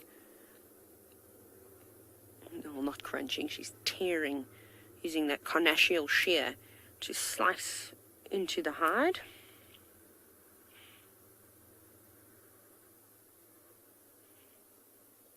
Butterfly, I don't think the cold would ever stop a lion from eating. I think, these animals literally eat to survive, and they don't ever know when they're going to get their next meal. So factors like the cold, I don't think play a role in it too much. They'll eat as much as they can. And you know what? If they are feeling freezing, then they form a carpet, where they'll all huddle next to one another and keep nice and warm. It's what you typically will see with a pride. A lion cannot resist lying on another lion. Goodness, say that 10 times over at a great speed. That's a serious tongue twister. I would have liked to have seen all 3 of them feeding on the carcass, just to see how tolerant they were of one another. But not this morning. Maybe in the afternoon. Here we go, the train has finally moved on. See if you can hear her. You should be able to hear that. Can you hear it?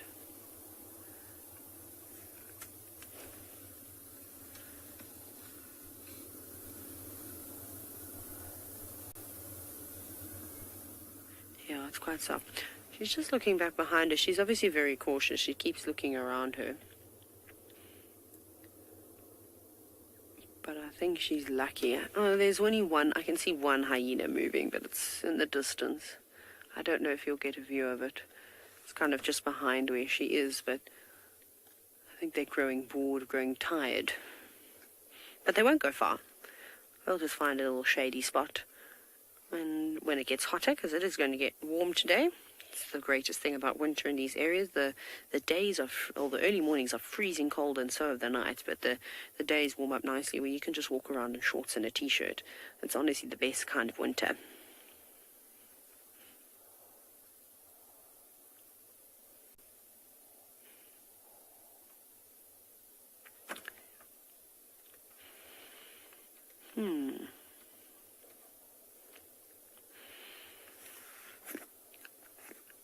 Greta, no, I actually don't think that sort of the hyenas not making a move has anything to do with them being able to smell the carcass, because it's not so hot. This is a very fresh carcass, so it doesn't actually have much of a smell at all, but the hyenas are here. So yeah, maybe if the hyenas were not here, yes, but last night we counted 9 hyenas, so they've arrived fairly quickly. We don't really know when these lions made this kill. But I did have male lion tracks yesterday morning on safari coming in the direction of Leopard Dam. So whether they had killed it, we just didn't notice in the early hours of yesterday morning, or if they did it after breakfast, we won't. We'll never really know. We'll just have to wait. But the hyenas definitely know that it's here. And the vulture, the fact that there's a vulture around, that also gives it away. And I was saying earlier that if predators see vultures sitting up in a tree, if they see them dying down, they'll go and investigate. They'll go and just make sure that there's not something there that they can scavenge. So it's not just the hyenas that will scavenge. Lions will scavenge from other lions, from hyenas, from leopards. They'll just, steal one another's kills all the time.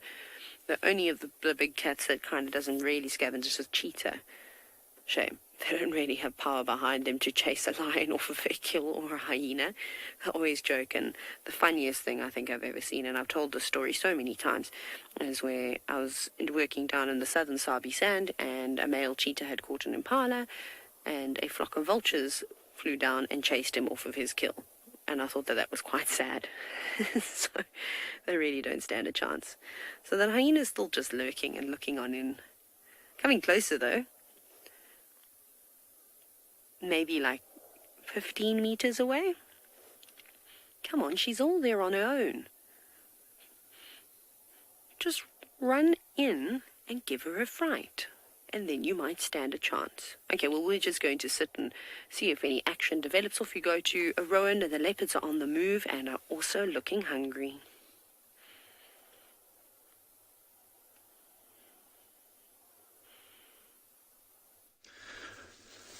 They haven't quite gotten breakfast yet, I don't think yet. They'll wait for Mom to come back. Although you can see the way he's moving through the bush. He's slowly, I think he might hear like birds in the grass, so he's just investigating. Oh, and he sits still. Every now and then he'll look back this way. I think his sister is still behind him, somewhere in the grass here. She just disappeared as we were driving past. But in a while she might pop out. So they are literally just investigating the area, you know. Being young animals, still very curious about every small sound, every small noise. They still play with each other a lot. You'll see them jumping around and pouncing on one another, also stalking one another. Of course, all of this being very, very important for them growing up. Beautiful as he's looking straight into the sun back at us. We're just talking about it. So his dad is the Tamboti Tom. And of course, Makoti Mal's dad is also Tamboti Tom. And I think this little guy is only 14 and a half months old. He's pretty much nearly the size of Makoti Mal. It's quite strange to see the size difference. I think he's going to be a lot larger. But then, of course, his mom is quite a bit larger than the black dam female, which was Makoti Mal's mom. But I think it also has to do with the Tswalu female. She's still alive and she's still feeding these two. And it was at this age, also 14 months old, that Makoti Mal's mom, the black dam female, died. Quite odd to see how leopards deal with that. I think Makoti could have been a slight bit bigger if he ate, you know, better meals rather than vultures and monitor lizards. I think these two are still feeding very, very well. Tswalu female taking good care of them.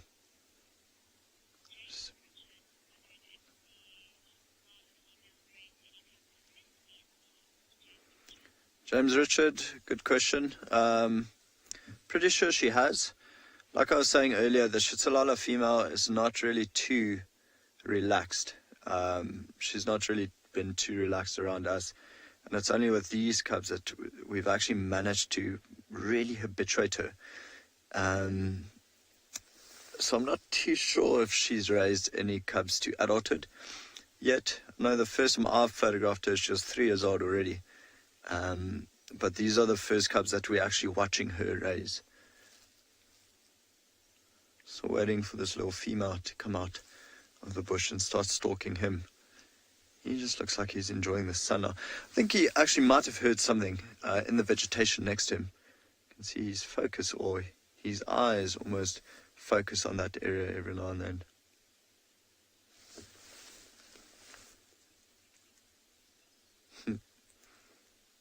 Curious cat. Then of course looking at us. This is actually the first time he's sitting still since you guys left us. It's quite nice. We're also just enjoying the sunlight for now. Warming up. Oh, now he's looking into the tree. Stand by, quick.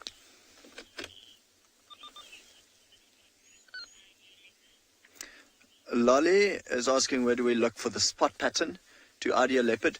Lolly, pretty much all over their face. So, I mean, the Tamboti Tom has a smiley face above his right eye. Pretty much in the middle of the forehead. Then we look to the side of the mouth, the upper lip. There's usually spots. Okay, now he's lying down. I'm going to try maneuver us around to the other side so we can get a view of his face. And then, yeah, above the eye, different spots. Sorry, just to, while the camera is focused on me. So here, usually, there'd be spot patterns. And then, of course, anywhere here, we look for spot patterns.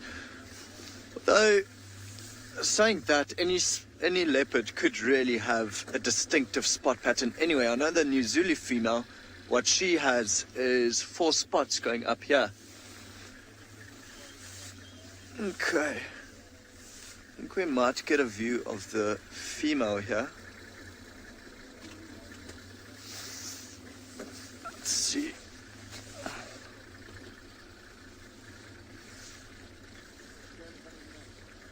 Yeah. So no, she doesn't want to pose for the camera. She's going towards her brother though, which is good. So let's maneuver around. She might just stick here to the thicket. Like I said, it's weird, but it's always one sibling is shyer than the other sibling.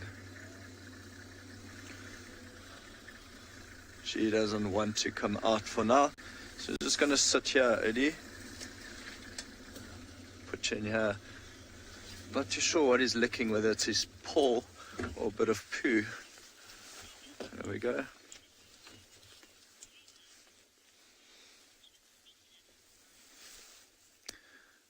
Alrighty, so we're going to wait while we're here. Actually, we're probably going to spend the whole morning here, if I have to be honest. But see if the sister comes out. But for now, I'll send you back over to Taylor. It sounds like a vulture is being very brave.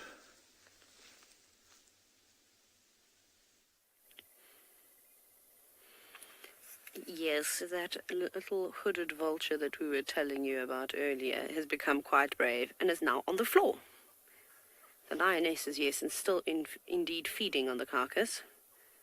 And that's sort of they're thinking, I wonder if I go around from here, will she notice? Probably also going, that stomach content feels quite warm on my feet. I might just stand here and warm him up for a little bit. No, I'm joking. That's not what the vulture says. The vulture is really deciding whether or not it is going to go there. It's weighing up its options. Do I try? Because you can see its crop is not particularly full. Am I going to get chased away? And it does this little hop, skip, and a jump every now and then when it gets nervous, when the lioness turns and whips it a look. Go on, just do it. Eat on the other side of the head and maybe she won't mind. One vulture won't do too much damage, but with this one on the floor, actually the whiteback vulture's flown off, so this hooded vulture is actually lucky here. There's that lioness might go, it's not worth wasting the energy chasing just one vulture away. It's not going to decimate my carcass. Come on, vulture, you can do it. I have faith in you. I think the issue is the vulture's going, I've got a very small beak and I can't tear into the buffalo hide. And I don't know if the eyes are eaten. Oh, it's got something. What have you got, vulture? You got a little scrap of some delicious treat. Oh, yum. Look at that. Looks like a piece of biltong or jerky. Very proud of itself right now. Apologies for the branches. Again, I'm not going to move. I'm just going to stay in this one spot. Okay, so you're just going to walk around up first. Careful you don't choke. That looks like a tough piece of something. Still able to tear little bits away. You can see how it's using its feet to hold down the piece of flesh or hide or whatever it was gobbling. Yum. That's a start.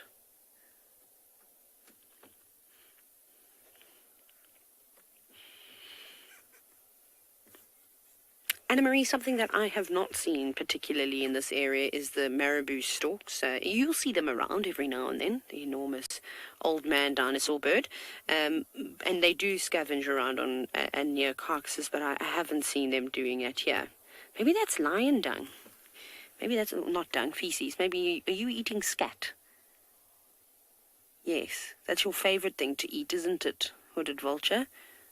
Imagine. I like the little shuffle that it's doing with its feet too. So yeah, it would be nice to see some marabou storks. I haven't seen many of them. There was I was obviously talk about Sri Lanka and East Africa and all the places that I've travelled to and been on safari. There's a bird also that looks exactly like a marabou stork, but it's called the lesser, what is it called? Lesser, I can't even remember the name. I don't know why I went to tell you that story yet. Lesser adjutant. There we go. That's what I was trying to say. And they look very much like marabou storks, and we used to see them around all the time. But not here. But if we go up into places like Zambia, like Lower Zambezi National Park, oh my goodness, there's hordes of marabou storks. And South Luangwa, they're just everywhere, and they're also always around carcasses.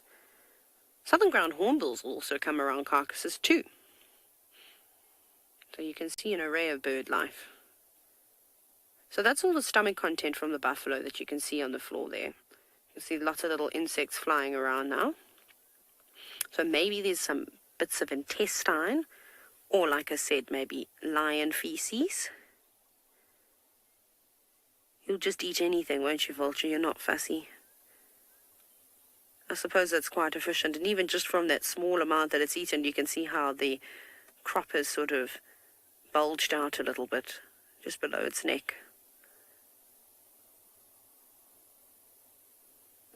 Come on, be brave enough. Feed on the tongue. Maybe the eyes are still there. That's going to be delicious.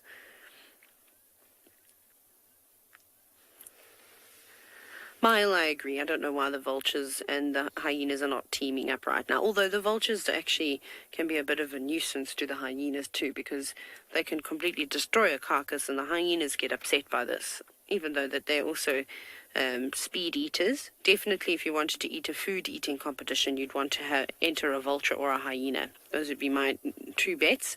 And they... Oh, no, I've completely forgot what I was going to say. Oh, goodness gracious, it's too early. Sorry, everybody. I'm just going to take a moment to remember what I was saying. Listen, I know that this happens to all of you. Yes, vultures and hyenas teaming up. Yes, there we go. So what happens is that the hyenas get rather flustered and get annoyed, and then they chase the vultures away. But you'll see them feed together. Right. I've been told to pull myself towards myself and focus again, so I shall try and do that with a sip of coffee. Off you go back across to the leopards at Ngala.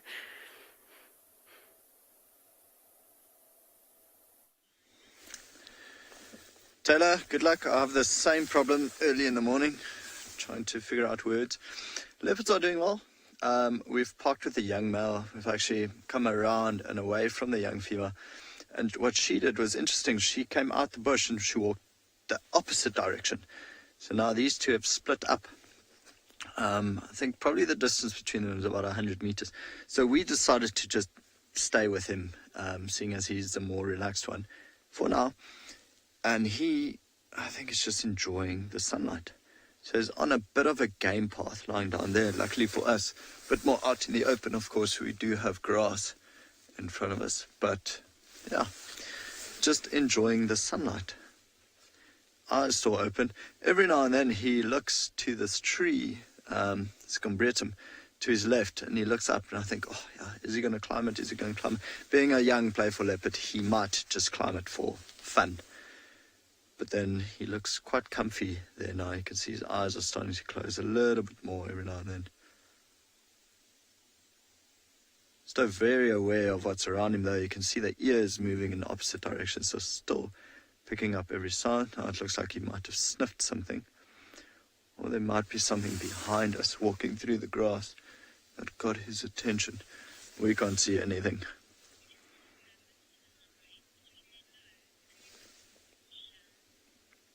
Shan asking, is there a purpose for the line between their nose and their mouth? Shan, the black line, I think it's just part of the patterning. I can't really think of any purpose for that black line. So sorry, Shan, no, I don't think so. I think it's all just part of the patterning.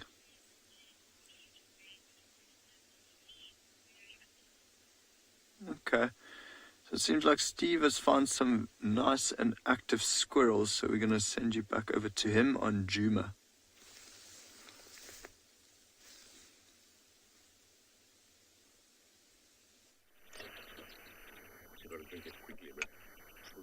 Thanks, Rowan. Well, indeed, we are back with some squirrels.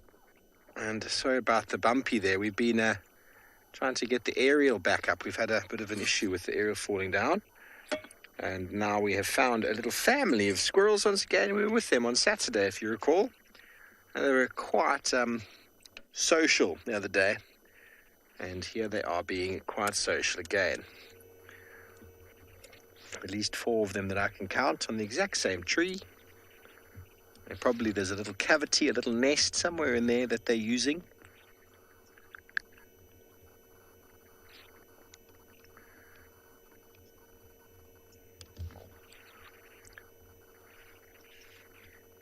So, hello everybody. We're not able to find Shadulu after she gave us the slip.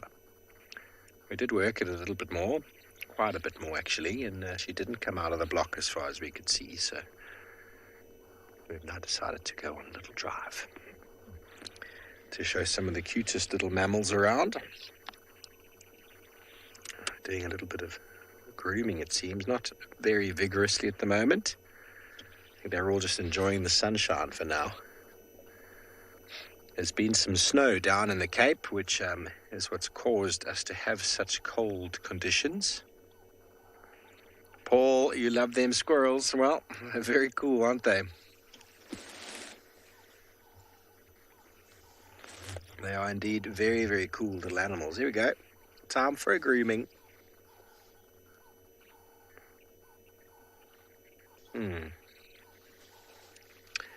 So everybody, please, if you... Oh, there's a stretch. If you have the time and an inclination, please go to the link below so we can continue to bring the animals that you love to your screens. Your support is much appreciated.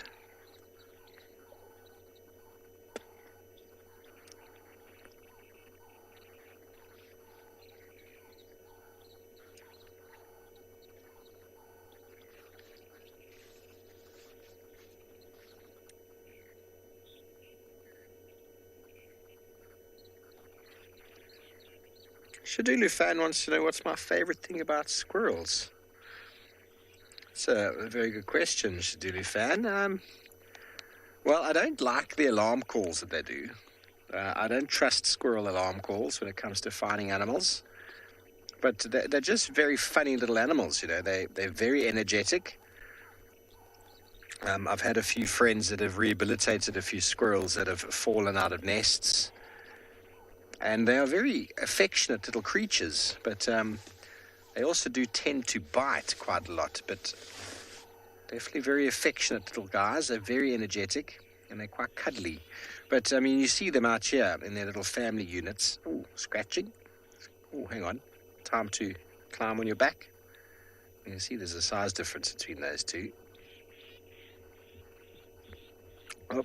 It's just whispering sweet nothings. There we go. That's what I like Shadulu fan the most, is how they whisper sweet nothings into each other's ears. Probably, if we're going to say what's my favorite thing about... Oh, there goes a hawk eagle over the top. They didn't even alarm. Do you see that? Not a peep. That was a harrier hawk, actually. So, Shadulu fan, you want to know what my favorite thing about squirrels, and it has got to do with a fact about squirrels, that they have got the largest testicles per body size for a mammal. I think that is my favorite thing about squirrels. Everyone might suddenly be going, hang on, did he just say that? Well, I believe it to be true. I might be completely wrong, but I believe it to be the fact that the squirrels have got the largest set of testicles for a mammal of their size, or body size, which is quite interesting. And in the mating season, they are very busy. Very, very busy. I used to work at Eco Training. They had these little tents in Botswana. The squirrels used to nest in the top of the little dome tents, and I saw some very passive students becoming very aggressive because the squirrels would go and make noise all night long, and people had to be up early for for walks and activities. So they are very social.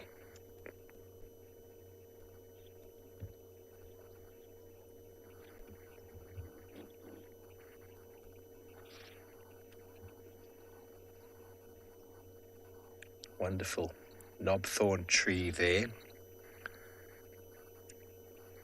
Very good. Well, I've seen leopards attempt to catch squirrels. Rowan has got a couple of those, so let's go back over to him.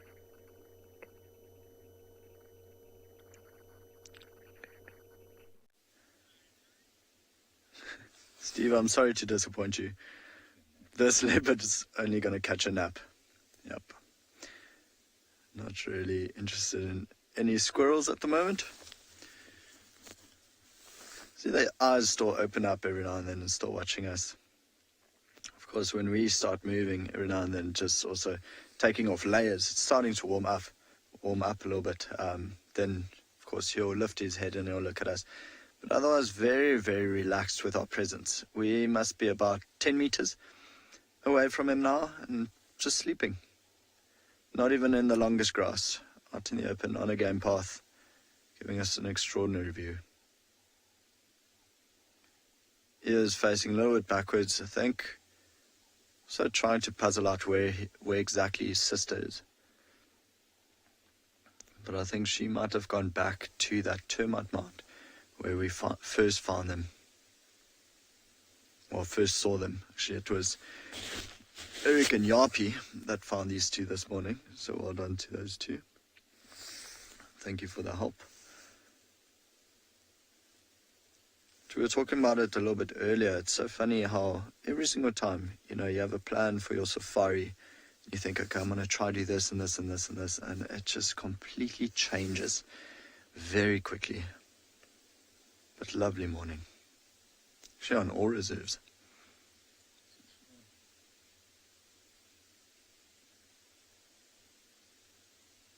Odie asked if he was snoring, so I just kept quiet there for a little while. But no, I don't think he's snoring.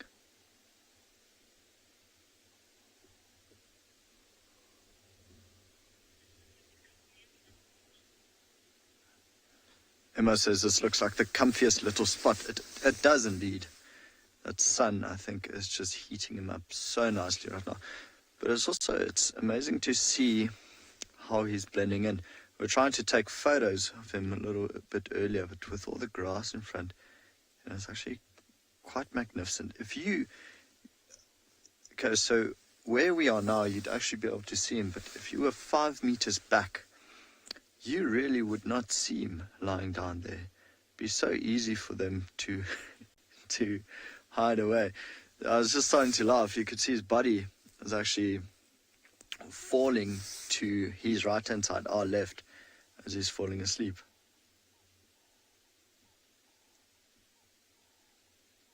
No, it looks very comfy.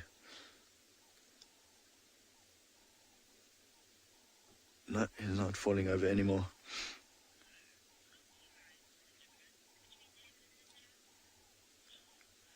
Charles O asking, how do we... Oh, now he's falling to his left again, or to our right.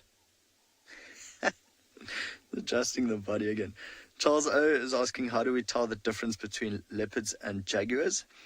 So Charles, of course in Africa we don't get jaguars. You can see his body moving again to the right. He might adjust now.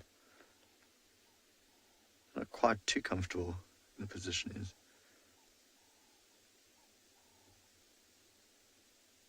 Everyone's like me, is thinking, okay, why just droop down to one side now? So Charles, we won't find any jaguars here in Africa. They are from South America. And jaguars are a lot bigger. To give you an idea, this leopard probably weighs maybe 45, 50 kilograms. So as a grown male, he might go up to 80, 90 kilograms, whereas a jaguar is going to weigh double that, about 180 kilograms. So basically a jaguar is the size of a lioness. So much bigger spots, and yeah, you'll find them in South America rather than in Africa. But both in the same family. Charles, I must say, it's probably still one of my biggest dreams to go see a jaguar in the wild. But for now, I'll just deal with leopards. Even I must say, that would be super cool. It really would be. Phenomenal spot to go. Pantanal. Just go see jaguar. Hunting caiman. Oh, you can see definitely getting very snoozy and comfortable now in the sunlight.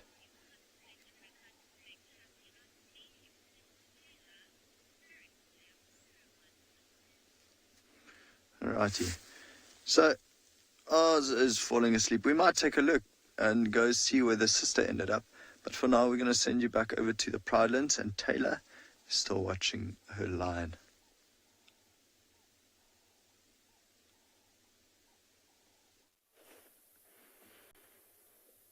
Yep, we have not moved a muscle. Okay, no, I lie. I have shuffled around slightly. I have removed my blanket off of my legs because it is warming up nicely. We also had a white-backed vulture fly back and join us again, but it is not brave enough to join the hooded vulture on the floor. Because I don't think that the white-backed vulture would be happy with just picking up the tiny little scraps of whatever that hooded vulture is eating. It would want to eat on the buffalo carcass.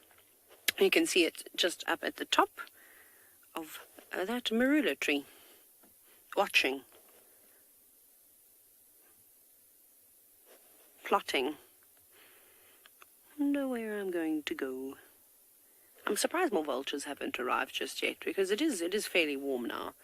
It's actually not cold at all, well, when you're sitting still. And there are more vultures. You can't see them, though. They're sitting on the other side of the drainage line, closer towards Leopard Dam. I thought that they would have flown on in. Just when you think you start understanding the bush and nature, and then you get these curveballs. Scanning about, seeing what else is happening for the day. I think it's inevitable. I mean, one vulture on the floor is definitely going to entice the other one to come on down. Do it. You can do it. You want to do it. You want to eat the rotting carcass. It's mature meat. It's dry aged. No, it's just going to sit there, all fluffed up. Lioness is still, of course, munching away. She's having her fair share.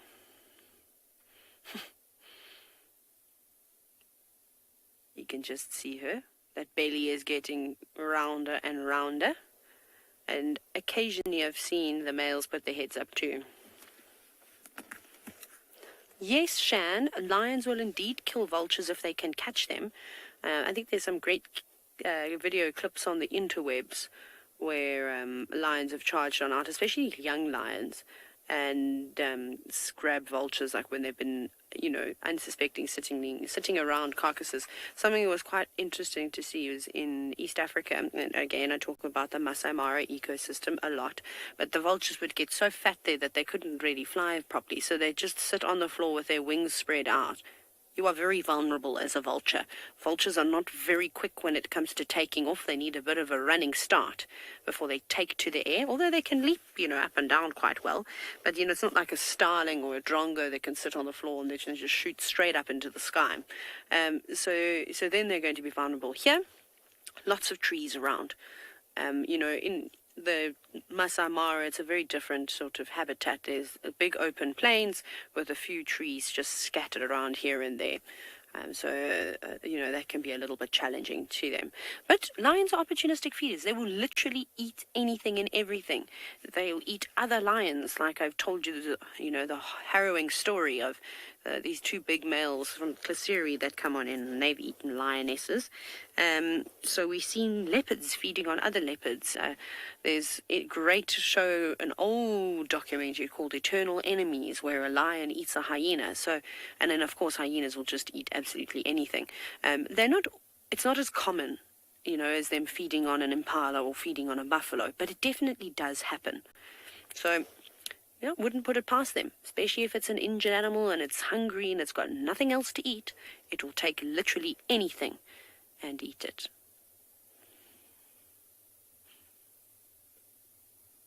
Munching away. This buffalo carcass is getting thinner and thinner, as you can see. Now we can actually see quite nicely the big cavity. You can see how they've started with the stomach, and like I said yesterday, they ripped out all the intestines. There's really just a skin, a thin skin covering the ribs, but that entire inside is now gone. So now they'll have to start feeding on the rump, which the lioness is doing. Once they've finished that, I'll probably move around towards the shoulder, and then the neck, and then, of course, the tasty cheeks. So they should be here this afternoon if they can hold on to their prey. I'm excited. I can't wait to come back here again. It's nice to watch this sort of development. I did wish we had caught the lions in action taking down a monster buffalo. That is always quite something. I would have loved to have also seen who did most of the work. Did that young male with the injury overcome for a moment his wounds and help with bringing down a buffalo? But male lions are so strong. Once they grab on and they've got a good grip around the throat, they will just literally almost become like a dead weight. And eventually that buffalo will grow tired and fall to the ground, and once it's on the floor, it's game over. And our starling is back. It'll be nice to get the Franklin, spurfowls and starlings coming through. Gert, can we have a look inside that stomach? I just want to see if there are any little maggots and things that have come around. Maybe this afternoon or tomorrow we will see some white little wriggling things. I know this is quite gross and gruesome. I understand that. So if you're not into gory bits and blood, then I suggest that you turn away. But it's not too bad. Nothing just yet. I can't see anything wriggling around. But literally the carcass becomes alive, filled with those maggots. So that's how we also know that it's fairly fresh. But the smell is not too bad. Sure.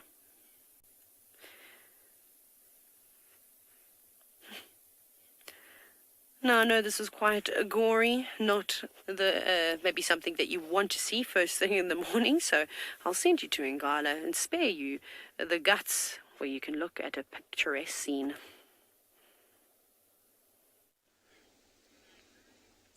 So we've caught up with the sister again, and you can see how interested she is now. She was staring at us the entire time, and then she tried to hide away from us, but then now there are ground birds, crested Franklin, not too far away from her. You can see how their ears are drawn down, trying to hide in that clump of grass, and just watch what the crested Franklins are doing. So she has gone back to the termite mound where she was originally seen, where we had her the first time before she vanished, following her brother. And now, it'd be quite exciting if she just decides to pounce on one of these crested Franklins. Or she'll actually just try hard away from it, because being a leopard, they don't want to be seen. They don't want any other animals to know that they are in the area or in the vicinity. Extremely secretive cats. So crested Franklin are actually moving off even further now. And there she looks like she seems to be relaxing a bit more. But we were just discussing it. Her ears have been drawn down the entire morning. So obviously just trying to hide away from us as much as possible. Not quite the confidence that her brother has around the vehicles. Keeps giving us a death stare. A very, very pretty little cat. See how easy it is for them to hide away from us if they really wanted to.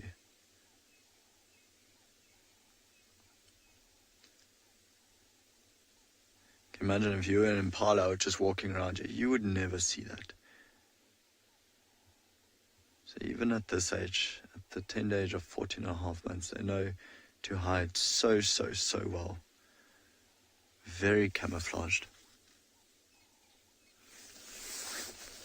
And Odie, I think if you had to zoom out from there, you'd definitely not even see this leopard.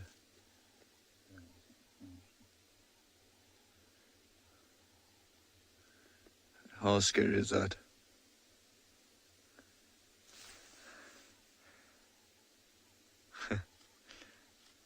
Our attention shifts when the dove was flying over. And then now back to us. The male, of course, is just sleeping right in the open. He doesn't mind. He doesn't really care. Still on his game path. Just fallen asleep.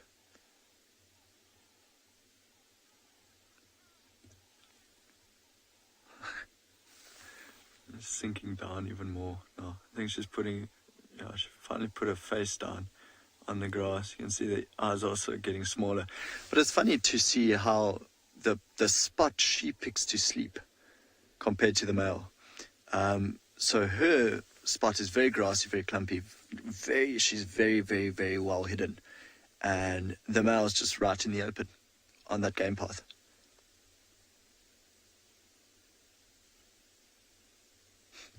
Absolutely gorgeous.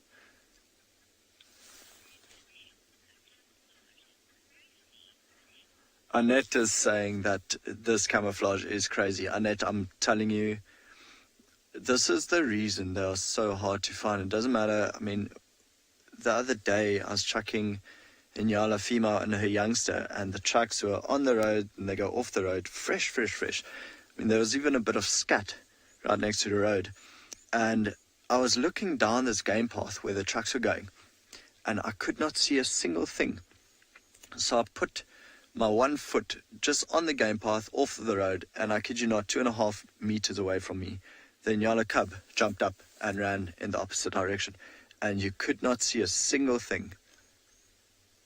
So yeah, the camouflage is quite scary. You can see now our attention is shifting from us to the left again. So the crested Franklin, it's actually 3 of them, has now made their way back. And they're on the side of the termite mound, coming up. So now all the attention is shifted to that side again. Oh, this might be exciting. That one is basically running up the hill. Go, little bird. I think this is where I take my camera out. Oh, have you seen it?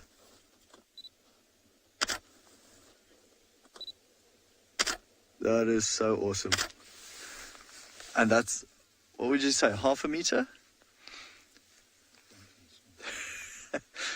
No, Franklin's turning. Oh. You can see the crest of the other one's out.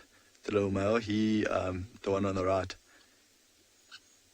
Yeah, something there is making him unhappy. I don't think he quite sees her yet. Maybe he has seen her. So she's just watching him.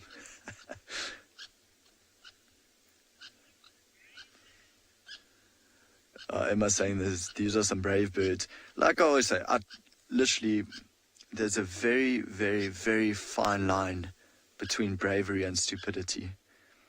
I mean, why would you try act brave? Although maybe he's trying to impress the ladies around him. Saying, I can see this leopard.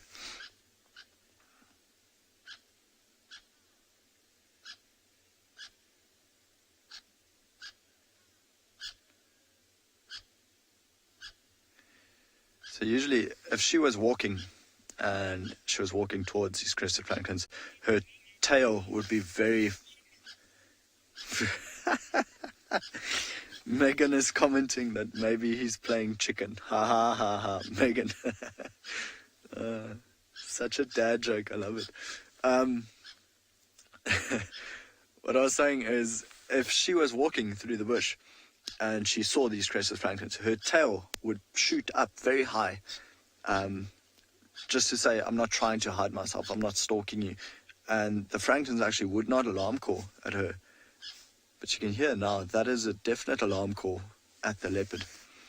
And she's almost faded in even better to that grass now.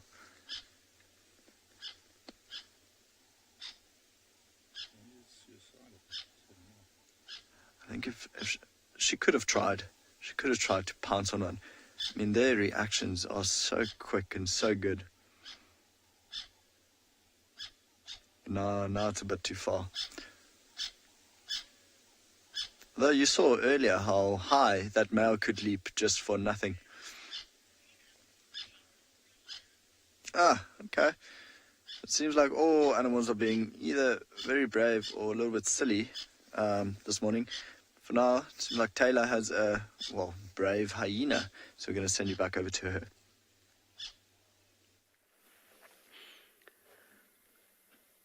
They are moving straight in the direction of the kill. Gert, let me go. Have you got a view of that one there? Okay, there we go. That's on. I don't have to move.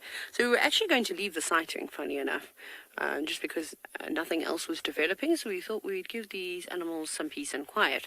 So we just shuffled around slightly, where we found some of the Pridelands clan members just resting up. But they were staring in the direction of the carcass. And then the vulture was jumping around, doing its sort of kung fu moves. And the hyenas have decided, let's just take a closer look. Nope, not going in that way. Just having another little look around. We'll see where it goes. If it's going to just slip around or if it's going to move away completely. See, it's just still the lioness that's there. I don't think that they can see where the males are. Sorry, it's not the greatest view, but you can just see how dense it is and how difficult it can be to film in these types of conditions. Why do I have my sunglasses on my head? I have absolutely no idea how they got there. Definitely wasn't posing for a picture just now. Okay, let me just reverse a little bit and see if we can get one little view from this angle here.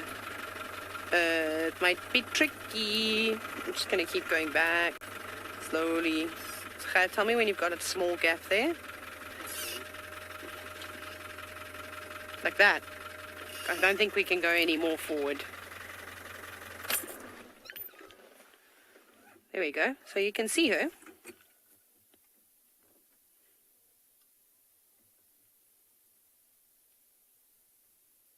There she is. Just a little side view. Oh, you can really see how little she is. She's not big. And I see, thank you very much for those of you that are posting on Twitter. I forget the name, so my apologies. I saw that somebody actually saw this lioness last year in Jajani. So, yeah, she's been doing her round. She's been moving around quite a bit, and she was supposedly on her own there too. And I did say to you that it's not the first time that I've seen this. When I was working down in the Eastern Cape in South Africa, there were 3 sub-adults, 2 males and a female. They actually separated from their pride at a fairly young age. They were just sort of a year, and they no longer wanted to be a part of the pride for whatever reason. I have no idea. And the 3 of them were incredibly naughty and caused all sorts of havoc. But they separated. And then they ended up moving the males to another game reserve, swapping up genetics, and she decided she was going to stay on her own too. She did not join up with the pride, and she roamed around as a lone lioness. So it does happen. More food, there could be too much competition within the pride if it gets too big that, she wasn't getting a substantial amount to eat, and that catching something small like an impala or a deka or a steenbok would be sufficient for her, and she'd get the whole meal herself. It obviously just brings about a whole bunch of troubles for her. If she does have a kill, she hasn't got many members to help her defend her kill, so hyenas would be able to come in and take it from her. Sophia, ideally, if lions could eat every few days, every 2 to 3 days, they'd be very chuffed, but that's not realistic. Lions will often go 4 or 5 days, up to a week, sometimes even a bit longer, without catching something to eat. This time of the year becomes a little bit easier for the big cats like lions. The buffalo herds will start moving back and hanging around permanent water sources, and we're very fortunate at Pridelands to have 2 rather large dams. So they'll come through there and hang around there, and the buffalo get weaker and weaker in winter. See the hyenas all just moving. I don't know if you can see them. There's 3 of them just up and to the left. Those ones we were looking at, they're walking down the pathway towards us now. So it will become easier for her. So I think all she's going to do is literally live around Leopard Dam and just wait in those Tamboti thickets until something comes down to drink. And all the animals must come down and drink eventually, and she can surprise them. So it's quite clever. But again, there's lots of risks involved. So there are 3 hyenas, very determined, still looking on in. Can you imagine what that must smell like? It's like, for example, if you were into a carbonara pasta, perhaps that's your favorite meal, and you can smell it and you can see it, but you can't have it. I think that's what's going on in the minds of these hyenas. Yes, or a cinnabon that you can't have, or freshly baked chocolate chip muffins with extra chocolate, or brownies, with anything like that. You get the picture. But I think that's the temptations that these hyenas are feeling right now. And not just since this morning, since yesterday. They've been sitting there just waiting.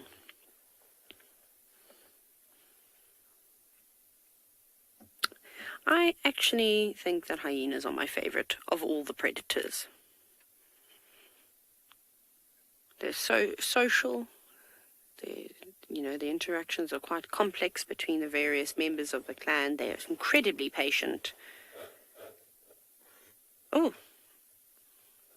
Okay. They don't have table manners, though. One just did a big cough.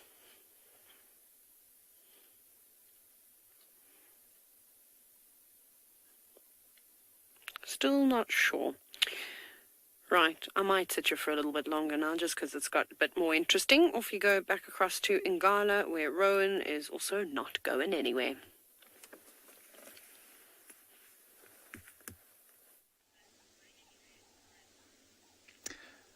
Absolutely right. Although she's now put her head behind the clump of grass, the crested Franklin has moved on. As you can't hear him anymore. So moved away quite far. So he's lived till another day. He'll be okay. But yeah, she's now doing exactly what her brother's doing, also falling asleep. Although those ears, see, are pricked up and facing to the right now. Maybe she heard something else in the grass there. But she's not giving us the evil eye anymore, which is quite nice. I mean, that was definitely a death stare a little bit earlier. I was saying how funny it is that, her brother is so relaxed, so calm with the vehicle around. And he doesn't mind us parking quite close to him, whereas with her, every single time we come a little bit closer, her head would dip down and she tries to lose us. Whereas, it's not like one had a different experience with vehicles than the other, because whenever we find them, they are together, the brother and the sister, because of course both of them are still dependable on the mom for food. So you only find these two together. So it would have been exactly the same experiences with vehicles. The exact same time spent around vehicles. Yet the brother's so relaxed and she's not.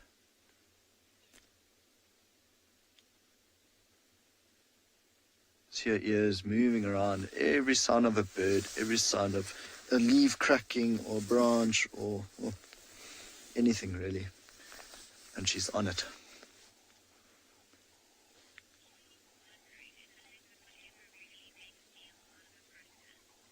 Ah, as the head is up.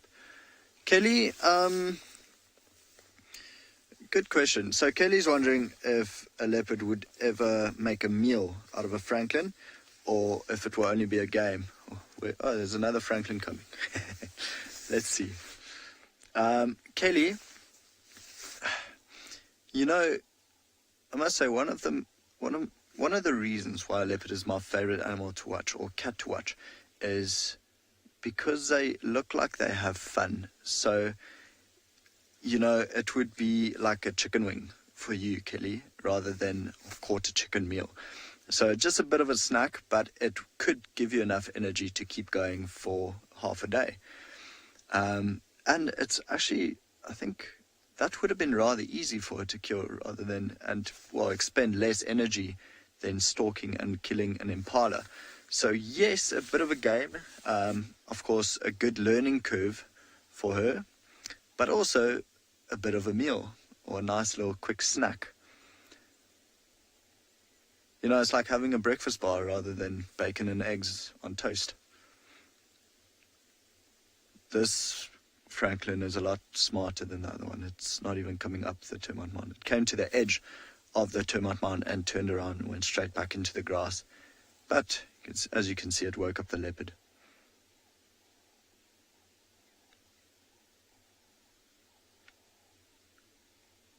In actual fact, I don't really think these two are going to move a lot today. Can you imagine this afternoon we can find them in the exact same spot, if that were to be our plan for the afternoon.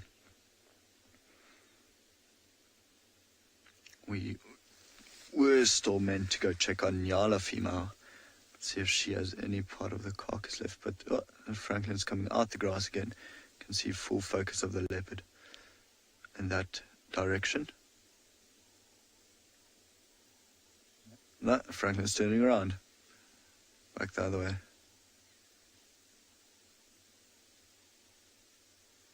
But it's amazing how sharp the hearing must be to hear that little bird go through the grass. I didn't hear a single thing. I had to look at her and her reaction, see where she's looking to figure out what was going on.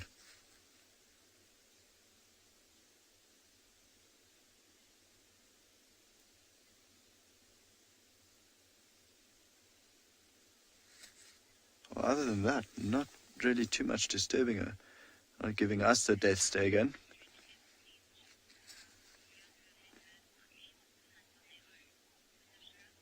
Anushka, they would be able to hunt on their own. Sorry, Anushka was wondering if these two cubs would be able to hunt on their own. And yes, Anushka, they would. This is the exact age that Makoti male, his mom, died. We've had a female here. Her mom died when she was 12 months old only. These are already 2.5 months older than that, so 14.5 months. Very able to hunt for themselves. Although what we found is, you know, with leopards, the size, they tend to hunt more baboons or birds or monitor lizards. I mean, Makoti male, his name, Makoti, comes from Vulture in Shangaan, just because he took it upon himself to start climbing trees into vulture nest and eating the chicks. So yes, they would be able to survive. I mean, with them playing from such a young age, they've already honed in on their hunting skills, and it's just instinctual to be able to hunt and kill, even from a younger age than this. So yes, Anushka, they would be able to hunt for themselves and survive. I mean, it's the most adaptable cat in the world. There are now 3 Franklins, so the one or two of them have walked past to her left, but the other ones are now running. Just see how she's following all of them. This is why, if this was a lion, it would be fast asleep on the termite mound. It would not care about Franklins running around it. But for a leopard, they're just interested in everything going on around them. And then, of course, give us the death stare. You can see how their ears are still pointed downwards, still sunk in. Odie says it makes her look like Yoda. It's also amazing, the shadow of the grass, how it's helping with her camouflage. No, the camouflage is unreal. I think what I might do is pop around to see what the brother is up to, make sure he's still in the same spot, and then we'll actually let them be, let them lounge away in the sun. Okay, so while we go there, just quickly check what the brother's up to, and send you back over to Steve, who's just, bumbling around Juma.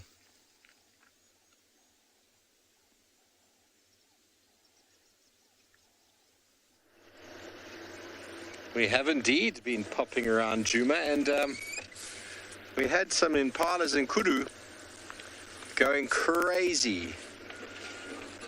So we've just sort of gone into the block where they were calling, the alarm calls. They were looking at a specific spot. And then we bumped into a herd of elephants, and we know that a leopard wouldn't go through the herd. And the herd seemed quite relaxed. We've just moved a little bit further on.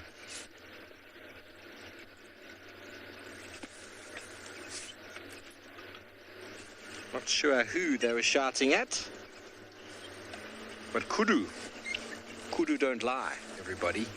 Kudu are very reliable. Impalas you can get a bit confused with when it comes to the rutting season.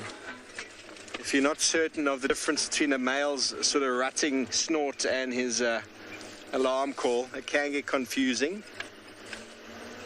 But the females were up and at it, so that's a very good indication.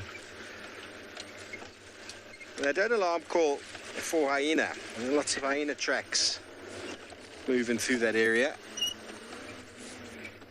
Okay, we're just going to pop around the corner, see if whoever they were shouting at has come out.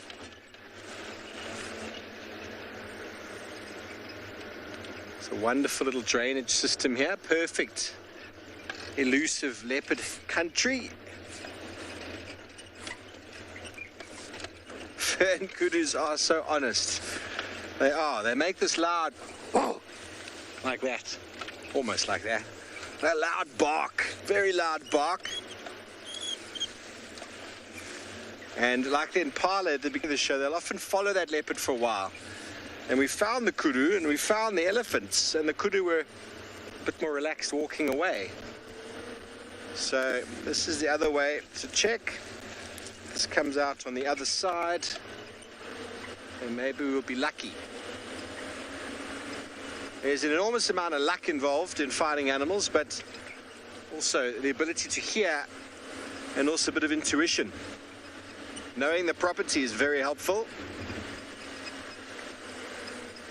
Knowing where the water is, the drainage lines, if the animal comes out, where they might come out at, and you can go check that, because often you have quite major game paths cutting through these blocks.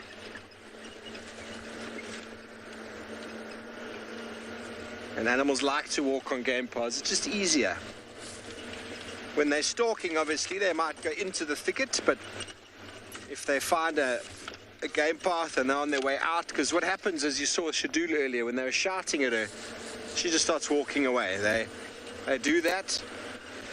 Either they roll up in a ball and go to sleep, or they walk away. They don't continue the hunt. The energy expended, or the potential energy expended on a hunt would be wasted. So done study with cheetah as well, with Thompson's gazelle or springbok specifically.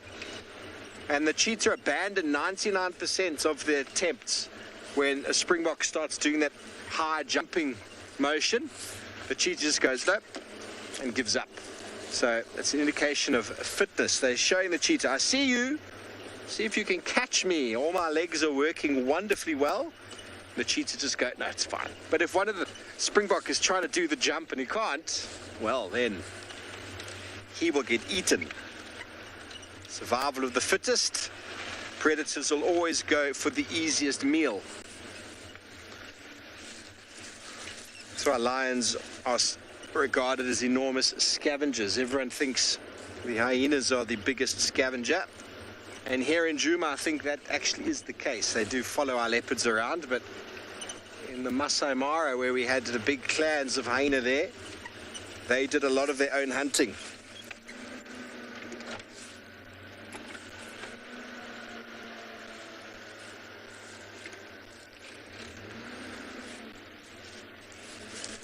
So where we are, just in here, is where they're alarm calling. So let's just have a little switch off and a listen. You can often hear the noises of other animals, birds, as a predator moves away.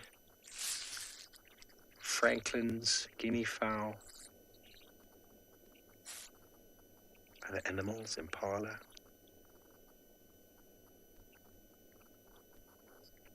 Everything seems to be quite still.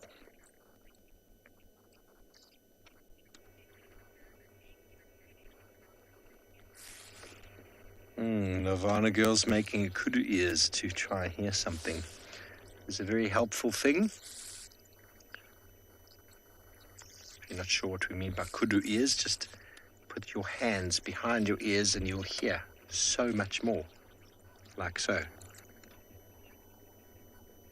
You can pick up far much higher range of volumes. Very helpful. Okay, well, nothing. Nothing. That's all right. We were blessed with a leopard out the gate, and I mean that literally.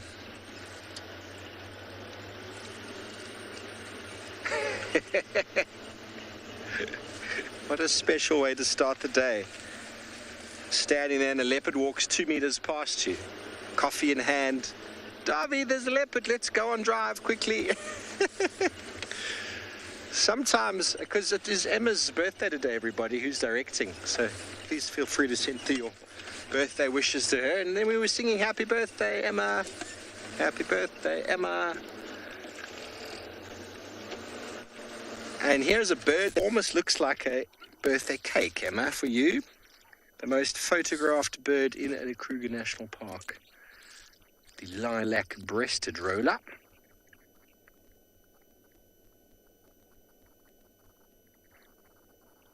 Beautiful.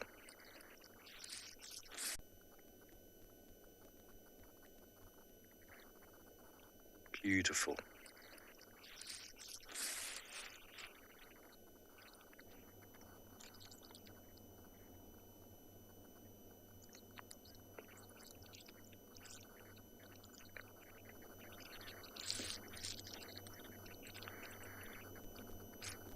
A lilac-breasted roller is what we call a plunge dive hunter.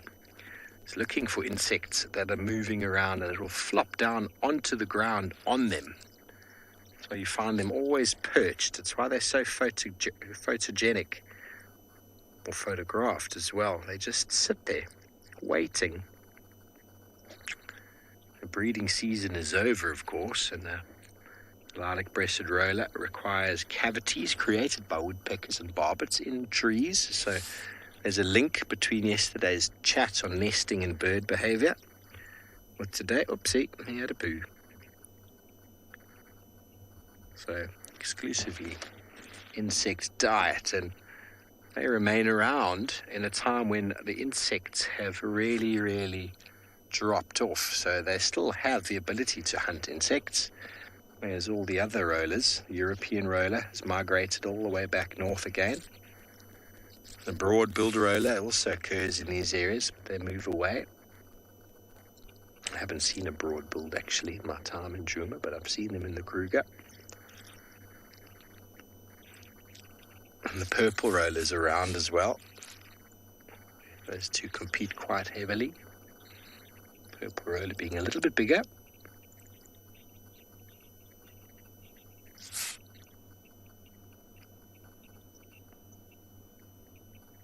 Franklins are shouting now.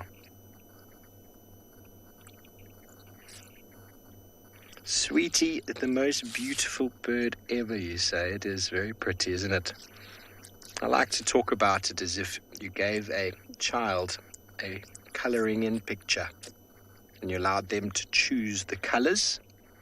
That is what the lilac-breasted roller is. I mean, oops, off he goes. You wouldn't have ever come up with that mix-mash of lilac with white and green and blue and turquoise, just and white, an amazing sort of a accumulation of colours. There's debate about the national bird of Botswana is either the lilac-breasted roller or the Kori bustard. I wasn't able to get a clear answer when I was there. Some people said one, yeah, many others said the other. But it is the national bird of Kenya.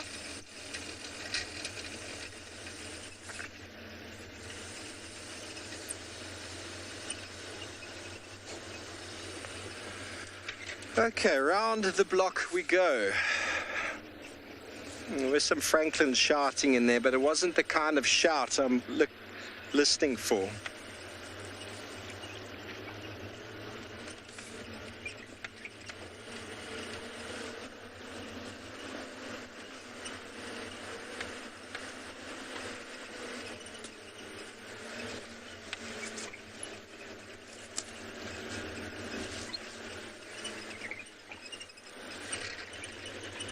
Is that a wildebeest?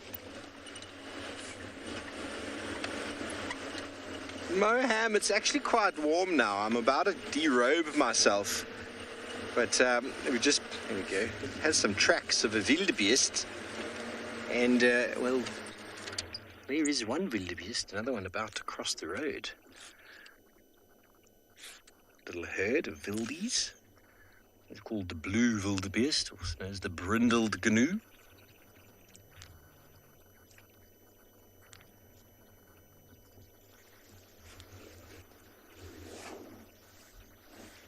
Let me just move up. I've got another one in the road there. Lovely little family that we have hanging around our open areas. Although now they are moving. Hello, Mama.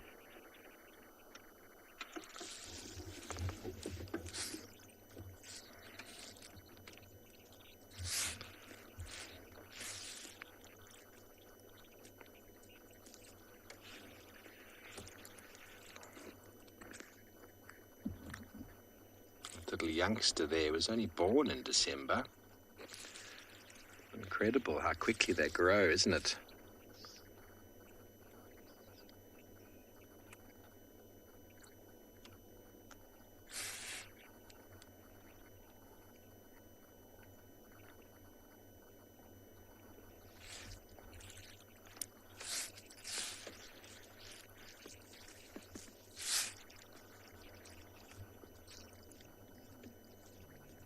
to get back to Mayan's question, the temperature's definitely increased. And it's definitely warmer than it was yesterday. Jackie, they look the same colour as the grass, you say? Well, they're actually, I suppose they are getting to that colour as winter draws on.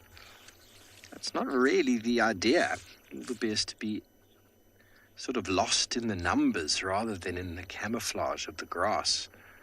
But I see what you're saying. They are definitely blending in. The adults are much darker than these youngsters.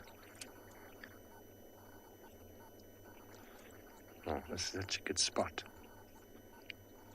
The whole family is on its way now.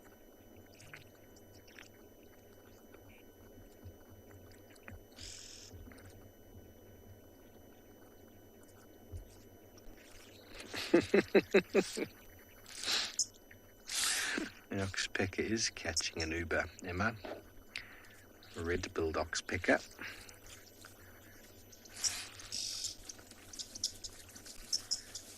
When the oxpeckers fly off like that, you might have heard them. The wildebeest jumped a bit. The oxpecker's a bit of an early warning system for them.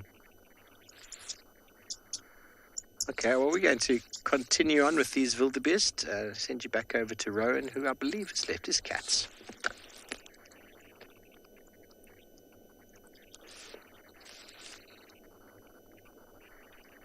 So we decided to, let them be, let the two little youngsters sleep. One on a termite mine, the young male didn't move from his game path at all. What we actually want to do is go check the last lion tracks again. I want to make sure which direction they went. So maybe this afternoon, quickly have a look in that area and actually see which pride we have on andBeyond Ngala. And then, of course, which direction they have gone. And also have a quick look at Ngala female and the cub a little bit later on. But so far off, magnificent morning. It's warmed up quite a lot. As Steve has said, I don't have my gloves on. The beanie's gone. Still wearing 5 layers, but that would come off very soon. But wow, what a magnificent morning. With that little female, some of the crested Franklin went around onto the other side of the termite mine, and she just quickly turned around as well, and they didn't even know at her. So we left her still looking at those crested Franklin. Poor birds. Imagine this afternoon we get there and there's just feathers. Then at least we know exactly what happened.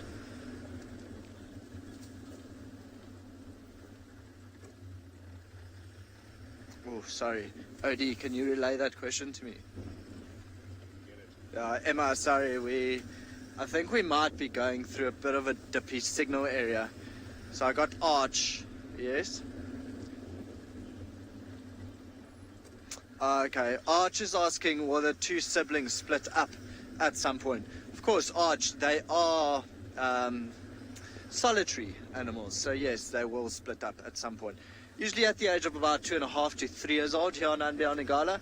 So the female, or actually the one that we saw on the termite mine, she would end up sticking around on andBeyond Ngala. She'll get a part of her mom's territory and then establish her own little territory inside that and grow and grow and grow. Whereas the male will most probably be kicked out by his own dad, and yeah, it's quite likely that after 2.5 to 3 years we'll never see him again, which is why we take all the opportunity we can get now. But yeah, they'll definitely split up. They're not like lions that form a pride and stay together for their entire lifetime. Leopards are known to be solitary animals, except when they are young. It's quite sad. I'd love to have another relaxed male like that on andBeyond Ngala. But I'm pretty sure wherever he goes, that property will get the naming rights and they'll attach a name to the young leopard, which is now just known as the Shitsalala young male, having his mom's own name.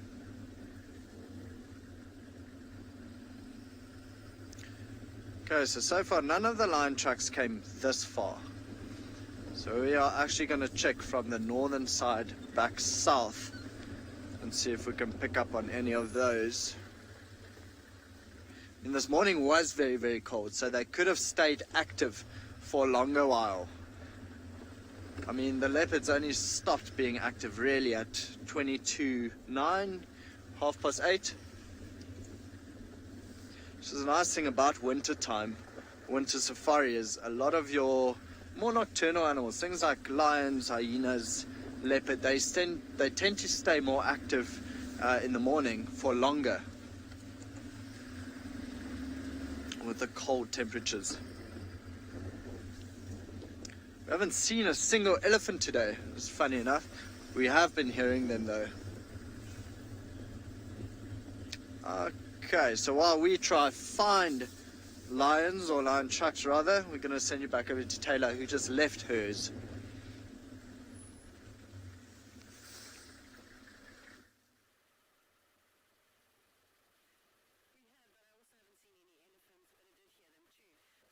On because all things settled down. We'll have a quick scan. I mean, it's not a great view. I just want to show you what I'm looking at. But we're basically looking up on top of that rocky outcrop. And maybe we can zoom in a little bit. We're looking for a leopard with a cub, or a klipspringer, which is a type of antelope, the rock jumping antelope. And there is a pair that live up here, but I've been searching for them every time we come through here. We've seen them a few times, but it's a huge rocky ridge and that I've sort of told you about. I mentioned it quite recently. There's another little opening. I thought that they would be outstanding sunning themselves. I mean, we keep talking about how cold it is. I'm sure you're all sick of it. But the reality is that we're going to keep talking about it throughout the whole of winter. Especially me, I'm a whinger. Okay, let me just search as we go through here, because it'd be so nice to show you a klipspringer. They're like fluffy dakers, but not really. They're not. I'm trying to just describe it. They're quite small. They've got like sort of long shaggy hair.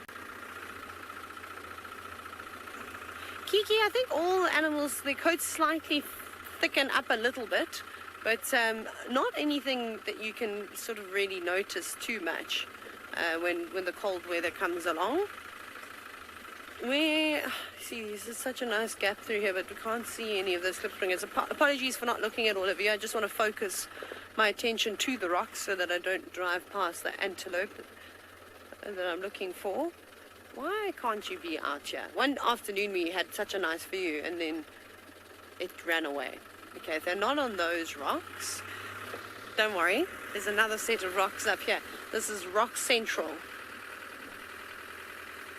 Nothing here, no leopard. This is actually where the leopard was keeping its cubs, so we're searching for that too. Do you know what I am going to try and show you? Can you see those aloes? Gert, must I go forward? Can you see them through there? Back. I'm waiting for Gert to shout stop. Okay. There is a brightly colored flower that you can see. There they are. Center in the top of your screen. They're quite far away. By that marula, just to the left of the marula. Ta-da! No, up, you were there. There we go. There they are. So just on the left-hand side of the screen, there are some bright orange flowers. They look like it's some sort of aloe. I don't know if we get krantz aloes up here. Or no, we're not on them anymore. Go to the left a bit. There we go. Can you see them? Just to the left of that marula. There they are.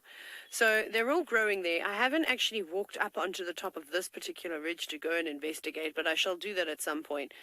But there is some kind of aloe growing here. And it's a pity it's so far away, because the amount of sunbirds that I'm sure are hanging around on them must be spectacular. And I have told quite a funny story before where I was told that I was the worst birder ever when I was training to be a guide. Tough love, but it did me a world of good because I am very competitive, and I couldn't identify this one bird. And again, I've told the story a few times. It was completely black, it had a red eye, and it had a fork in its tail, which screamed fork-tailed drongo, except for the fact that its head was orange. It was feeding on the bitter aloes, the aloe veras that were growing in the Eastern Cape, and all the pollen had covered its head and confused me. So that's my tale. But lots of birds will be feeding on the lovely nectar and all the pollen. There's something there. It looks like maybe a white-bellied sunbird. You can see it just moving around. It's so difficult because it's very far away. But perhaps if you've got your heads right up to your computer or TV screens, you may be able to see its white breast. And from over here, it does look like a white-bellied sunbird, which is quite nice. So there'll be lots of little birds hopping around in this area. But sadly not what we were looking for. No klipspringers. We'll have to keep trying. Next time. Shall we carry on? These rocks. This is actually where we first saw the lionesses. You remember that first day we put lions on camera for you? They walked down from below up onto this rocky ridge, and then they were clambering over all of these things. It was quite nice. There's a few rock figs also growing around here. I'm sure if you sat here for long enough, the reptile life would be out of this world. And the elephants enjoy it here too. They come and break all the trees down. They've been feeding around here quite a bit. I'm just looking to see if I can find any reptiles. There's something. Can you see it just there, Fad? Where's to turn my key off? It's very camouflaged. Let me start. Not where we are. If you go pan to the right slowly. Okay, so you've got that tree in frame. Yes. Zoom in center frame for me, please. There we go. You've got it. If you keep going on that very angular rock. Okay. So there we go. If you find focus, can you see it? See those rocks in the middle? There's a little reptile. Go up a bit. What are you? A skink. There it is. It may be a common skink. Looks like a common skink of sorts. Just warming itself up on these rocks. Yeah, not too much else. I actually thought that they'd be covered with all sorts of things, but not today. Is it a...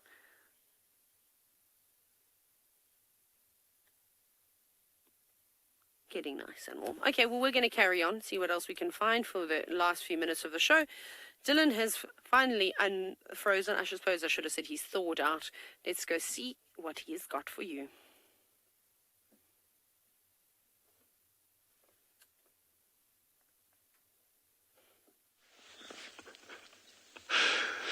So apologies, we just had some glitches with our signal and that. The meerkats aren't out yet, so we think this female's actually had her pups, which is going to be super, super, super exciting to see.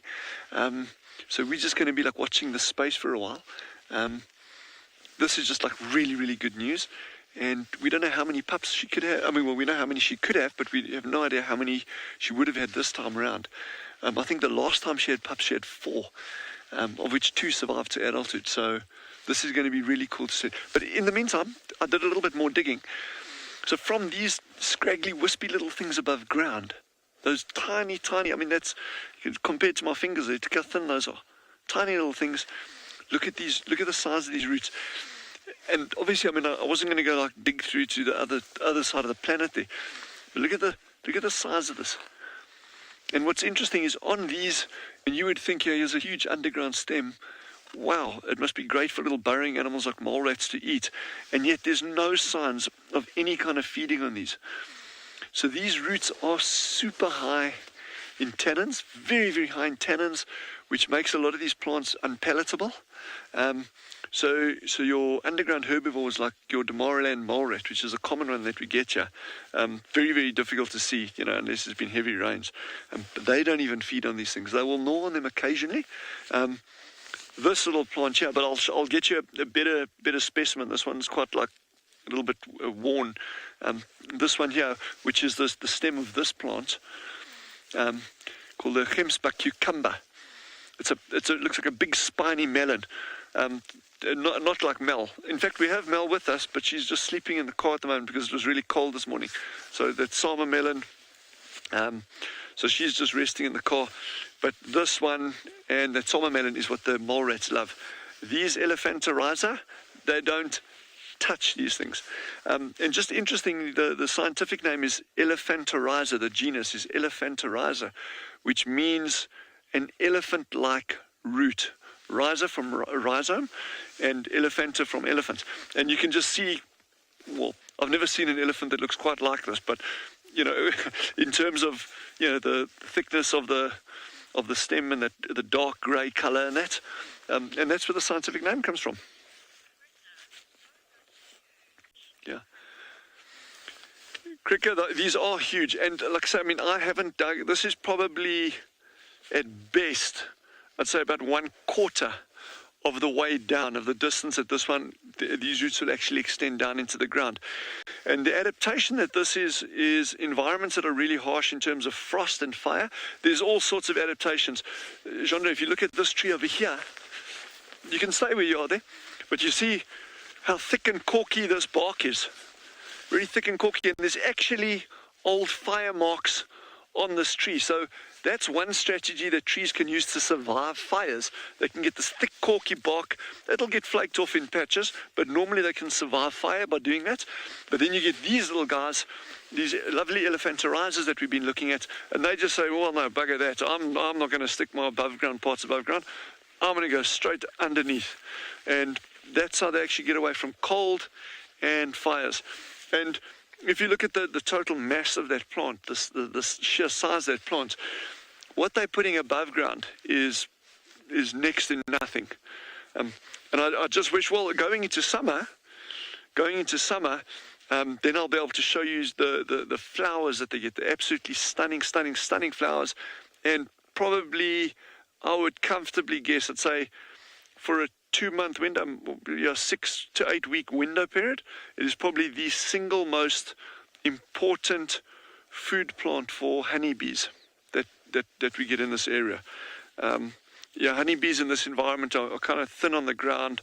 It's a very, very harsh environment for bees in terms of aridity, but these are very, very, very important as a honeybee food plant. So, that's interesting. I will cover this whole up. No harm done to the plant, and we didn't find any little creatures while we're digging down there, so all good. In the meantime, head back over to Rowan and see what his cat's up to, and we're going to stick it out with the meerkats.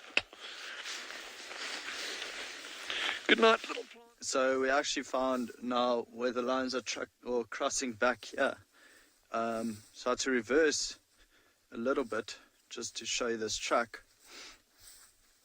But so here is the line track heading straight across that way. As you can see, one track here, one track there, and then straight through. Actually quite a nice game path, but then it takes you right into the Timavati River. So we know exactly where to start this afternoon now. Don't laugh at my long socks. I never wear long socks. It's just in the morning it's actually very cold. So I've decided to pull my socks up, as my mom would say. There you go. Beautiful. Righty. Let's keep going. Check if the Ngala female is still here. It shouldn't be too far from this area. Hopefully the lions didn't walk past there and steal her carcass.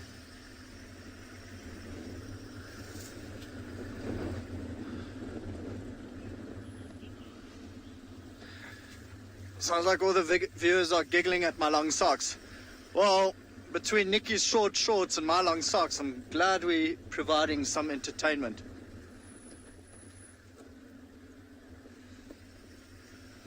On a morning like today, Nikki would most definitely have... Sorry, Emma was saying we are definitely the most fashionable out of all of the guides at the moment. I'm very glad Steve, Trishala and Taylor can't hear you. These are hyena tracks. Oh, where was I going? That's such a nice thing to say, and then I've now forgot about it. Okay? Oh, right. On a cold morning like today, Nikki would have most definitely been wearing 2 pairs of shorts. Nikitos. I think he is doing a walk somewhere in the north of the reserve today. Poor Nikki.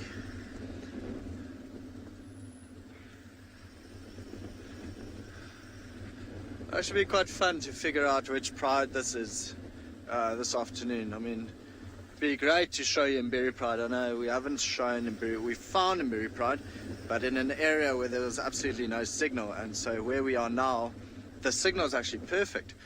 And so if they are on the property and they are here, we could see them this afternoon, although it could be Birmingham Pride as well. I don't mind either or. I love both these prides. Both of them are absolutely stunning. Mberi Pride being a slight bit smaller and no youngsters.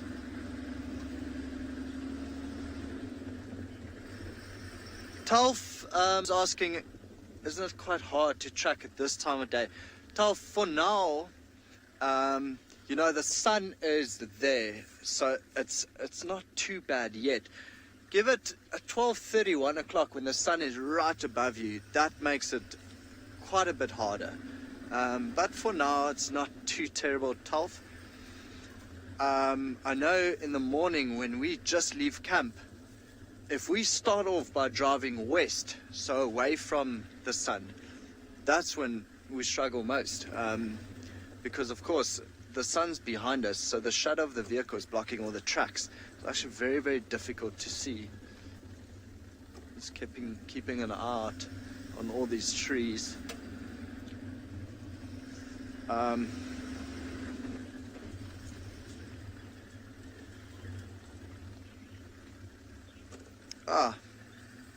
Sounds like Dylan has buried all the tubers, so we're going to send you back to him on Tswalu Kalahari.